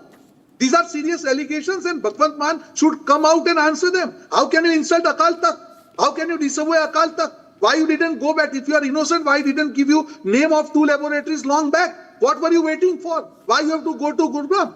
So I think these are all the evidences which are clear. It's a clear-cut open and shut case where he is responsible. Whether you do sacrilege it 5 years back, 10 years back, sacrilege is sacrilege. Then definitely you can go back and apologize and see that what kind of decision Akal Takht takes. But you are disrespecting your religion. You are disrespecting people of the state. You are disrespecting the democracy of the country, and still you have courage to play the victim card. These are the core questions, Arnab. And I'm really, really sorry to say this party has taken Indian politics to a new low. And after Delhi, people of Punjab are going to reply on this. Now, see, Anmol, this is a religious matter. Please remember that the Akal Takht is the highest authority of Sikhs. And it has declared your Chief Minister guilty of religious misconduct. It's a very serious matter, viewers. It has labelled him anti-Guru, betrayer of the Guru, Guru Drohi, and Khalsa Panth Drohi, someone opposed to the Khalsa Panth over the video. And now we have an extraordinary situation of an open battle between the highest religious body of the Sikhs and the Aam Aadmi Party. And you are doing this to back an individual called Bhagwant Mann, which means you are willing to sacrifice your party's existence in Punjab to support Bhagwant Mann, knowing his background. Now, the question I have for you is this. You know, and I know, you've seen you know that there are weaknesses and mistakes that Bhagwant Mann has made in the past. He's publicly said, I will try to give up my problem with alcohol. Is it worth it for you? Right, to back him to this point only on his word.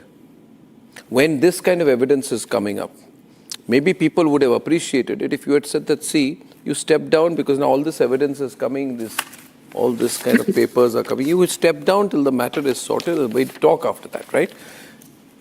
You can't. Now you've gone into all-out war with the Akal Takht in Punjab. Can I respond? You understand that point? I hope yes, you must respond. Yes.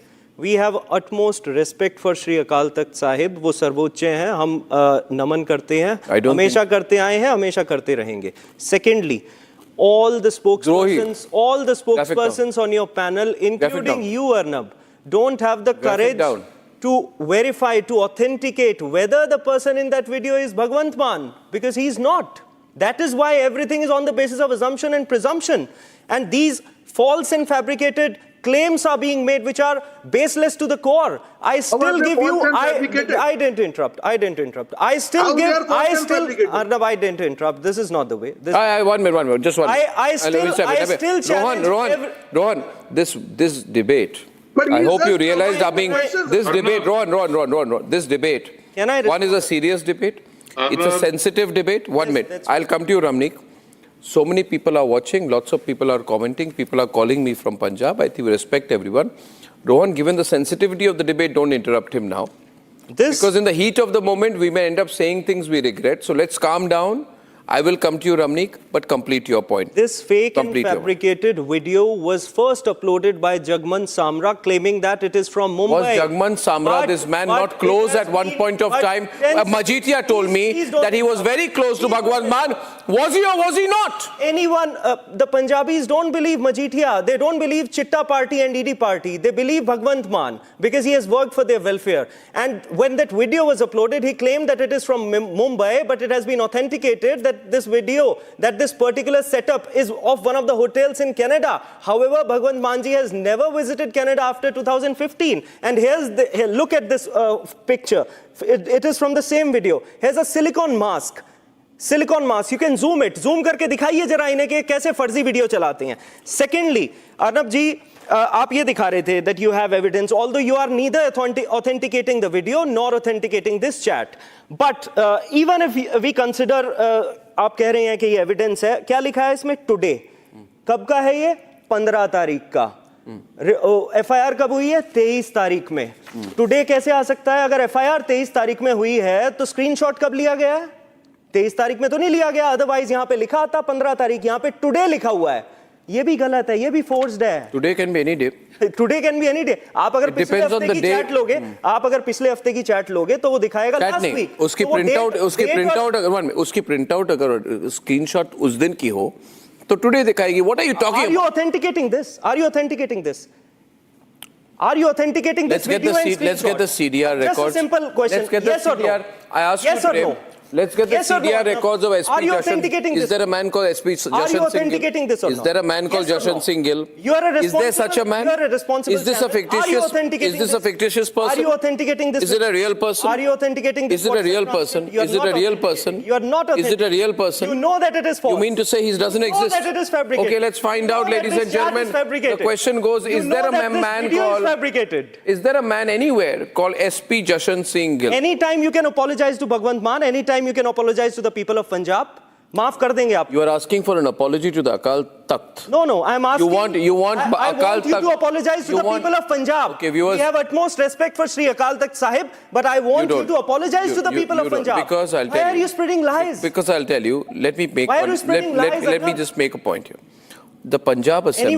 No one believes Chitta Party. The Punjab Assembly passed a special act, an anti-sacrilege law, in a special Vaisakhi session at Anandpur Sahib on 13th April, strengthening the punishment for sacrilege up to life imprisonment. It faced criticism for bypassing the SGPC. By that logic, Ramnik, if this sacrilege is proved to be true, should Bhagwant Mann face life imprisonment? The sensitive matters. If true, I've caveated it. Now, Ramnik, last speaker, he speaks and then you respond. Ramnik. Okay. So, Arnab, may I ask you a question? Have you seen the video, Arnab? Yeah, I've seen the video. How many men are in that video? How many people do you see in that video? One. And then Shri Akal Takht Sahib concludes that Bhagwant Singh Mann is a Guru Dukhi and Panth Virodhi. There is no other person who is visible. Now he says this is a silicone mask. Which forensic laboratory has given you a certificate that's a silicone mask? And which forensic authority has given you the certificate that the person in the video is Bhagwant Mann? Please don't. Arnab, can you please ask him not to interject me, please, sir? Which forensic laboratory have you approached? We have 7, 8 CFSLs in India. Hyderabad, Bangalore, Pune, Bhopal, Guwahati, Chandigarh, Delhi. Which one did you approach? You had the time, you had the opportunity. Now, Arnab, they are very quick. When I say they, I mean Aam Aadmi Party. They're very, very quick to file FIRs against political opponents, against activists, against journalists, against people who oppose them or speak against them. They have a track record, Arnab. Now, the evidence that they're relying upon is fabricated and money has changed hands. There is evidence of them paying 10 lakh rupees. Which account did they come from? Did it come from Punjab Police's account? Did it come from Punjab government's account? Or it was money which was paid in black? That needs to be investigated and that therefore there is an FIR. Now there is no letterhead, there is no signature. The SP Cyber, Jashandeep Gill, is instructing the man that this is what I want. Change this, make this language different. Jaldi karo, cheti deo mainu. This is what, 1191 frames being checked in under 48 hours. Money paid. This is all circumstantial evidence. I ask you one question. There's only one question. May I 1 minute? Ramnik, please listen to me, Anmol. I ask you again, with a caveat that in life I have one philosophy. I tell anyone who has lied that if you lie once and you apologize, people will forgive you. Am I right here? Do you all agree with me on this? If you lie once and you apologize, people will forgive you. But if you lie a second time and a third time and a fourth time and a fifth time, then, Mr. Clare, it gets very complicated. You are then caught in what is classically called a web of lies. Right? You agree with me, Arshdeep, on that philosophy, that approach? You agree with me, Arshdeep? Yeah, I agree with you. Yeah. Yeah, I agree with you. So my question is, yes. Is there any conversation or communication that has happened between anyone from the Punjab police and two non-existent labs called Cyber Sentinel and Cyber Yan? And did any of these two give a certificate under pressure or inducement, right, from Punjab police officials to give a report claiming that the person in the sacrilege video is not man?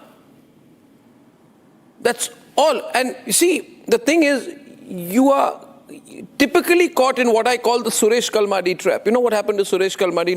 Suresh Kalmadi started lying to cover up, and then he lied a second time, third time, fourth time, and then he was exposed. See, now question is, can I respond? Did anyone? It's the Kejriwal trap. Huh? Yes, sir. It's the Kejriwal trap. Recent one. Sea smell.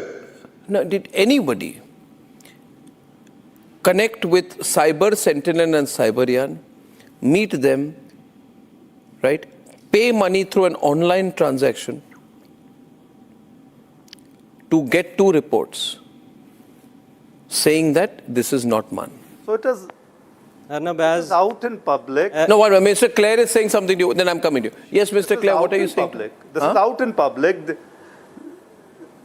It is out in public. There are two videos from the Hotel Crown Plaza where Swapan Sharma, the Commissioner of Police Ludhiana, and Mr. Jashandeep Gill, the SP Cybercrime, they are sitting with Jasprit. And this Jashandeep Gill has a WhatsApp chat which is now viral, which is part of the police investigation, where he is dictating to Jasprit, who is the manager of these labs, that please prepare a report. Specific lines, specific paragraphs, specific words are being sent by this Jashandeep Gill to Jasprit. And now what I say, I ask Anmol one thing. When Chief Minister Bhagwant Mann today appeared before the media, did he say that the two laboratories from which the Chief Minister got a clean chit, are they registered with Government of India? Did he make a claim? No. Are they registered with the Government of Haryana? Did he make a claim? No. He simply said that the laboratories from which I have obtained a certificate, now the Haryana government has registered a case. So the entire story, long and short, is that Mr. Bhagwant Mann, in connivance with the Swapan Sharma and Jashandeep Gill, procured a fabricated report from a laboratory whose office does not even exist, and the manager with whom they were dealing, the transactions of 10 lakhs. Mr. Clare, 1 minute. Mr. Clare, 1 minute. I am asking a question to Anmol. Anmol, no, 1 minute. Anmol, my question to you. Anmol, my question to you. Forget his face. Forget what he looks like, everything. My question to you is, on scrutiny, the one question which will be asked. Can I respond to your earlier questions? Just 1 minute. It's only one question. Can you confirm to me that the two forensic labs which Bhagwant Mann and Punjab Finance Minister Harpal Singh Cheema claimed gave the Chief Minister a clean chit, do they go by the names 1, Cyber Sentinel, and second, Cyberyan. Responding to your first question, आपने कहा कि people forgive when I know you lie मैंने क्या कहा. for the first time. 4 minutes are still left. You can still apologize to the people. I'm of Punjab. asking you. Secondly, look at the Second faces question. of all What the was my opposition second? parties. You're not going to answer my question. I'm answering your question. Arnab, this is not You answer my question. Yes. Ramneek Is the Ramneek Singh raised a question that why has no He's not answering my question. They've been registered. Let me apprise you of the correct facts. They are all rattled. Look, they are all rattled. In November 2025, one of the journalists who was asked to circulate this fake video has registered an FIR with the Punjab police. Anmol, listen to me 10 seconds. We have already registered an FIR for this fake video. Anmol, 10 seconds, and secondly, certainly there exists both these laboratories. He's lying. No. One of them. No, Mr. Anmol, please don't lie. No, please don't lie now. Sir, don't lie. Please don't lie. Please don't lie. It is by the Punjab police has registered FIR. Please don't lie, Mr. Anmol. It's an open challenge. Yes or no? Are you authenticating that the person? Yes, he is. The laboratory says so. And your report has simply... Your report is flat and simple. So please don't mislead people. Mr. Anmol, don't mislead. You're all lying. Yes, because your chief minister said that this is AI video. The report said no. Everybody is lying. Your chief minister is saying the truth. You mean whole of India, whole of Punjab is lying, and it is you who is only saying the truth. No one is willing to authenticate this fake video. Oh, it is authenticated that there is no discrepancy with the video. Please no. Please don't lie to the people. There's a silicon mask. Please don't lie. Silicon mask. Go to the courts. If people are lying, if we are lying, why are you not going to the court? Just submit to the court. In Punjab. Just submit to the court then. Why are you not going for a lie detector? Why you don't submit to the court? Please go.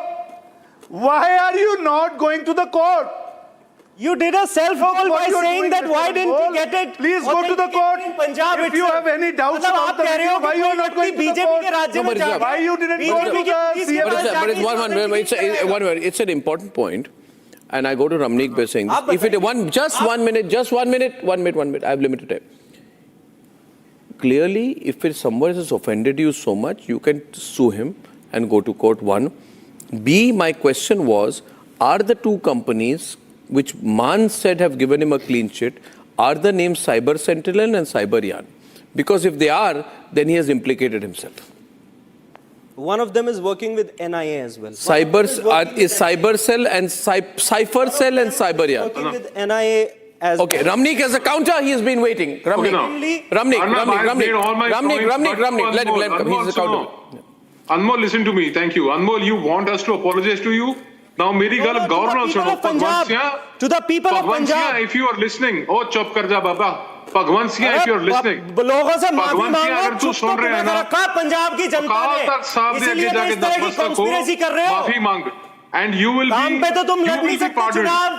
Oh, Anmol, खड़ जा. तुम्हारे पास है नहीं चुनाव लड़ने के लिए. You don't know nothing, Anmol. You don't know nothing.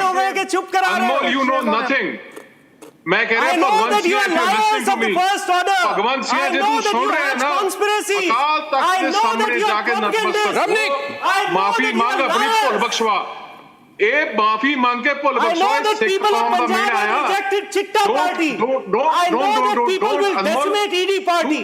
You are asking the Sikh qawm to apologize to somebody. Last word to Rohan. Rohan, where are you taking this? Rohan. उस शराबी को माफी मांगेंगे. What are you talking about, यार? गल की कर रहे हो तुम? Arnab, I have never seen you so calm in your debate. 1 minute, Rohan, because it's a sensitive issue. Rohan, because it's a sensitive issue. सुनो, through your channel. Rohan, yeah, Rohan. Arnab, I must tell you today, credit goes to you that because of the sensitivity of the issue, you have been the calmest in all the debates I have seen you. Because the blatant lies what Aam Aadmi Party Pravakta speaking, Aman is a young guy, but today I have seen that it's completely helpless, completely baseless. He could not counter with a single point. Yes, it is difficult to counter such allegations, my friend. You are losing, please. I never spoke it between Aman. You are a young guy. You should not lose your personal credibility by coming to debate on such issues. Okay, ये ladies पाप and नहीं धो gentlemen. पाओगे भाई आप पूरा try कर रहे हो Okay, ladies and gentlemen, we will take this. You can send us your reactions on whether you think Bhagwant Mann should quit. It's a sensitive time for the Aam Aadmi Party and for its government in Punjab. We're tracking the story investigatively, and I'll see you tomorrow. Good night and goodbye.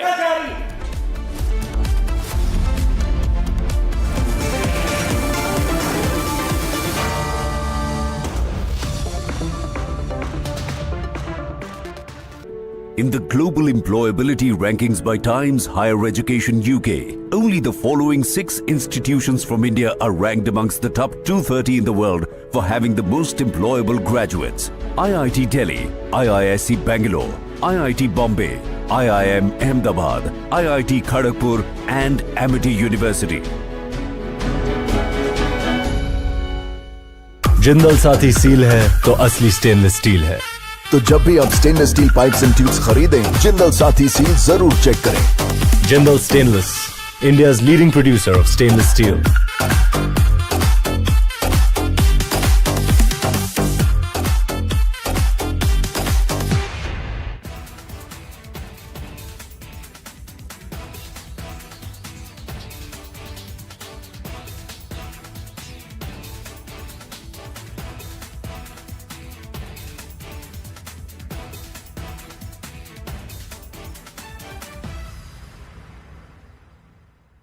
So please settle down now for a day of powerful conversations, extraordinary stories, and defining perspectives. Because the Republic Summit is not merely a forum to discuss India's future, it is a front row seat to the people, ideas, and institutions that are helping build it. Welcome once again, ladies and gentlemen, to the Republic Summit 2026. Welcome to Great Power India, Nation First. I'd like to now invite Republic Media Network's founder and editor-in-chief, Mr. Arnab Goswami, along with Shri Rakesh Agarwal, IG CRPF, Shri Ashok Kumar, Commandant 210 Cobra Battalion, CRPF, and Sub-Inspector Rudresh Singh, 210 Cobra Battalion, CRPF, to please come up on stage to light the ceremonial lamp. Ladies and gentlemen, a round of applause as they come up. These are the people on the ground who've earned their accolades, as we request them to please move towards the ceremonial lamp and light it.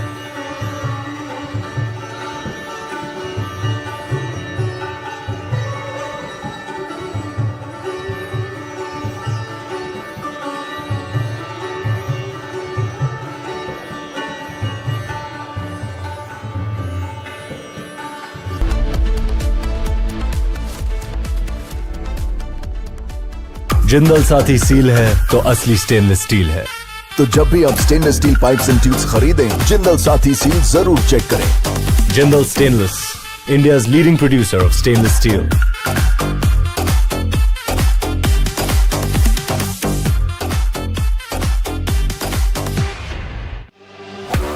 जब तक लाजवाब न बन जाए, उसे नहीं इत्मीनान है। तभी तो रिचमैन बनना नहीं आसान है। Sir, what about safety from fire? Cable कौन सा लगाया है? अरे केबल का क्या है, कोई भी चलता है। यही चलता है, बाद में जलता है। 90% of the electrical fires are caused due to short circuit. Give lot of importance to consider fire safe cable. Ignamo, the fire safe cables from Dravid. Remember, business is safe if your cable is fire safe. Armed forces at the borders, you know who the enemy is. The enemy is defined, right? You know who the enemy is. But in the case of internal security, I wanted to ask this.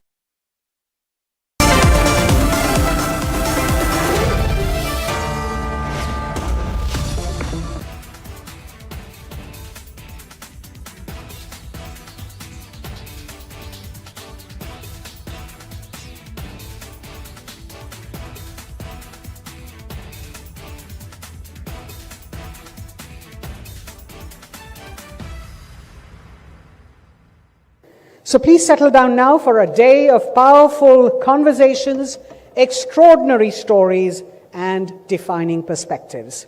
Because the Republic Summit is not merely a forum to discuss India's future, it is a front row seat to the people, ideas. From the Republic Media Network headquarters, it's time for Arnab Goswami on the debate.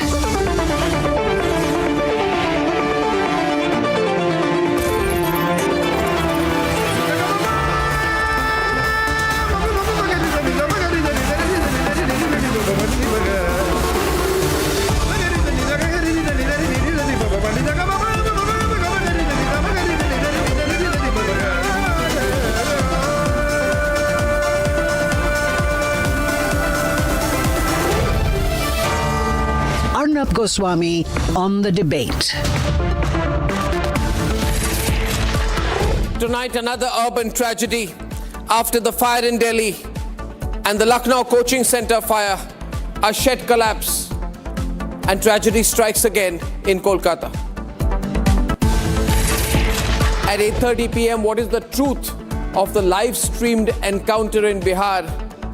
Why was Bharat Tiwari killed?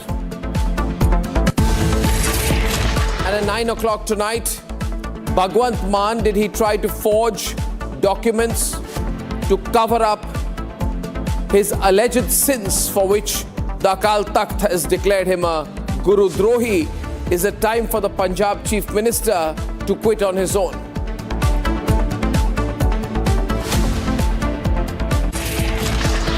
There have been a series of urban tragedies in the month of June.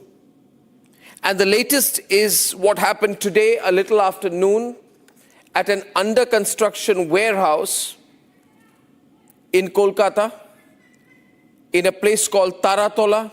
Ladies and gentlemen, an under-construction warehouse where the iron beams and concrete all fell, and so many people killed, many, many more, ladies and gentlemen, trapped under heavy iron beams and concrete as of us bringing you this broadcast.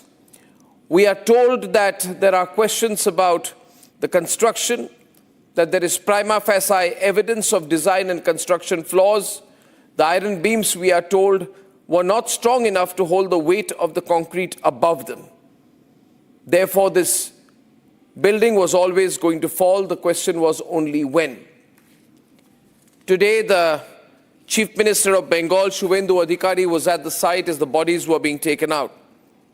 But the question is this: who approved the plans for this building? Who approved the construction? Is anyone at all responsible for inspecting the site? More importantly, who cleared the engineering building plan? And why is it that if it was indeed done, iron beams became too weak for the load above them? You see, viewers, these pictures we are seeing tonight should not be seen in isolation. Because this entire month we've had wake-up call after wake-up call. And as far as the system is concerned, you see, they announce ex gratia payment. Money is given to the family members of the deceased. It's almost procedural. And then we move on. But should we move on? Or should we not ask why these things happen only in India? Should we forget what happened on the 22nd of June, when 18 people, mostly aged between 20 and 24, were killed after a massive fire broke out in a 3-storied commercial building in Aliganj in Lucknow? We saw the pictures. This building housed a coaching center and a gaming zone. So the people there were very young people. These students were trapped as thick smoke and flames rapidly engulfed the structure. People did not have time to even jump out. Some people did, many couldn't. Are we to look at these matters as unfortunate incidents? Or is it time for us to look deeper and ask, are rules being broken? Are bribes being paid? Is compromise happening all the time, ladies and gentlemen, all the time? Not that there is no respect for the rules. It's just this attitude in India, this chalta hai attitude, that you can break the rules, you can flout the rules, you can save money, and risk lives, and life will carry on unless the next tragedy happens. And that is exactly what happened in the Delhi Malviya hotel fire in the early part of June this very year, a few weeks back. 21 people died. There were horrific visuals there. This was a violation of bed and breakfast establishment rules. Ladies and gentlemen, 49 people were admitted to hospitals, and later came out they could only have 6 rooms, but they had 27.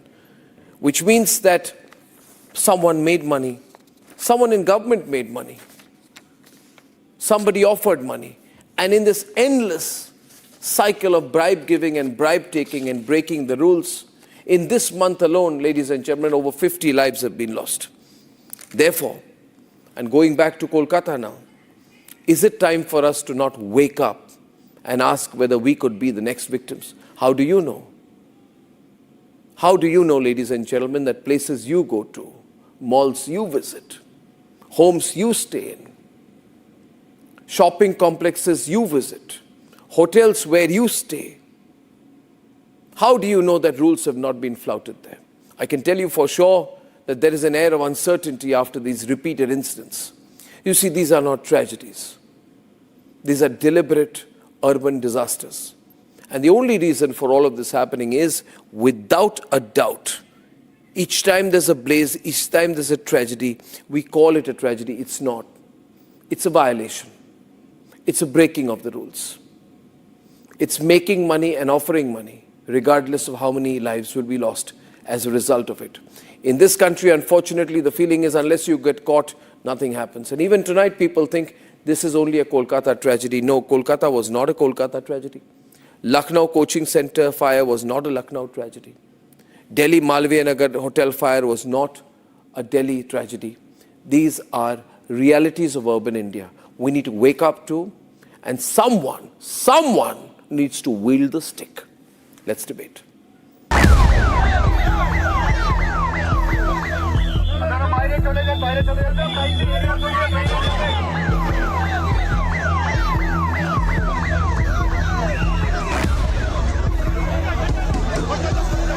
A shed collapse in Kolkata.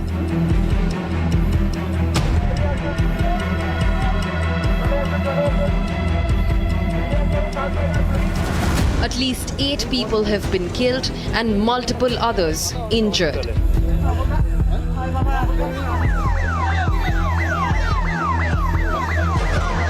The Army, NDRF, SDRF and West Bengal Police are working against the clock to rescue those trapped under the debris.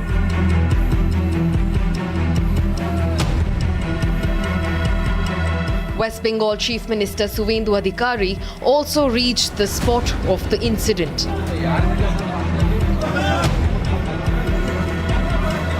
He says multiple deceased people have not been identified yet. যে under construction যত আছে বিশেষ করে commercial বা যেখানে জলাশয় বুঝিয়ে হয়েছে আগের কর্পোরেশনের বা সরকারের যে আমলে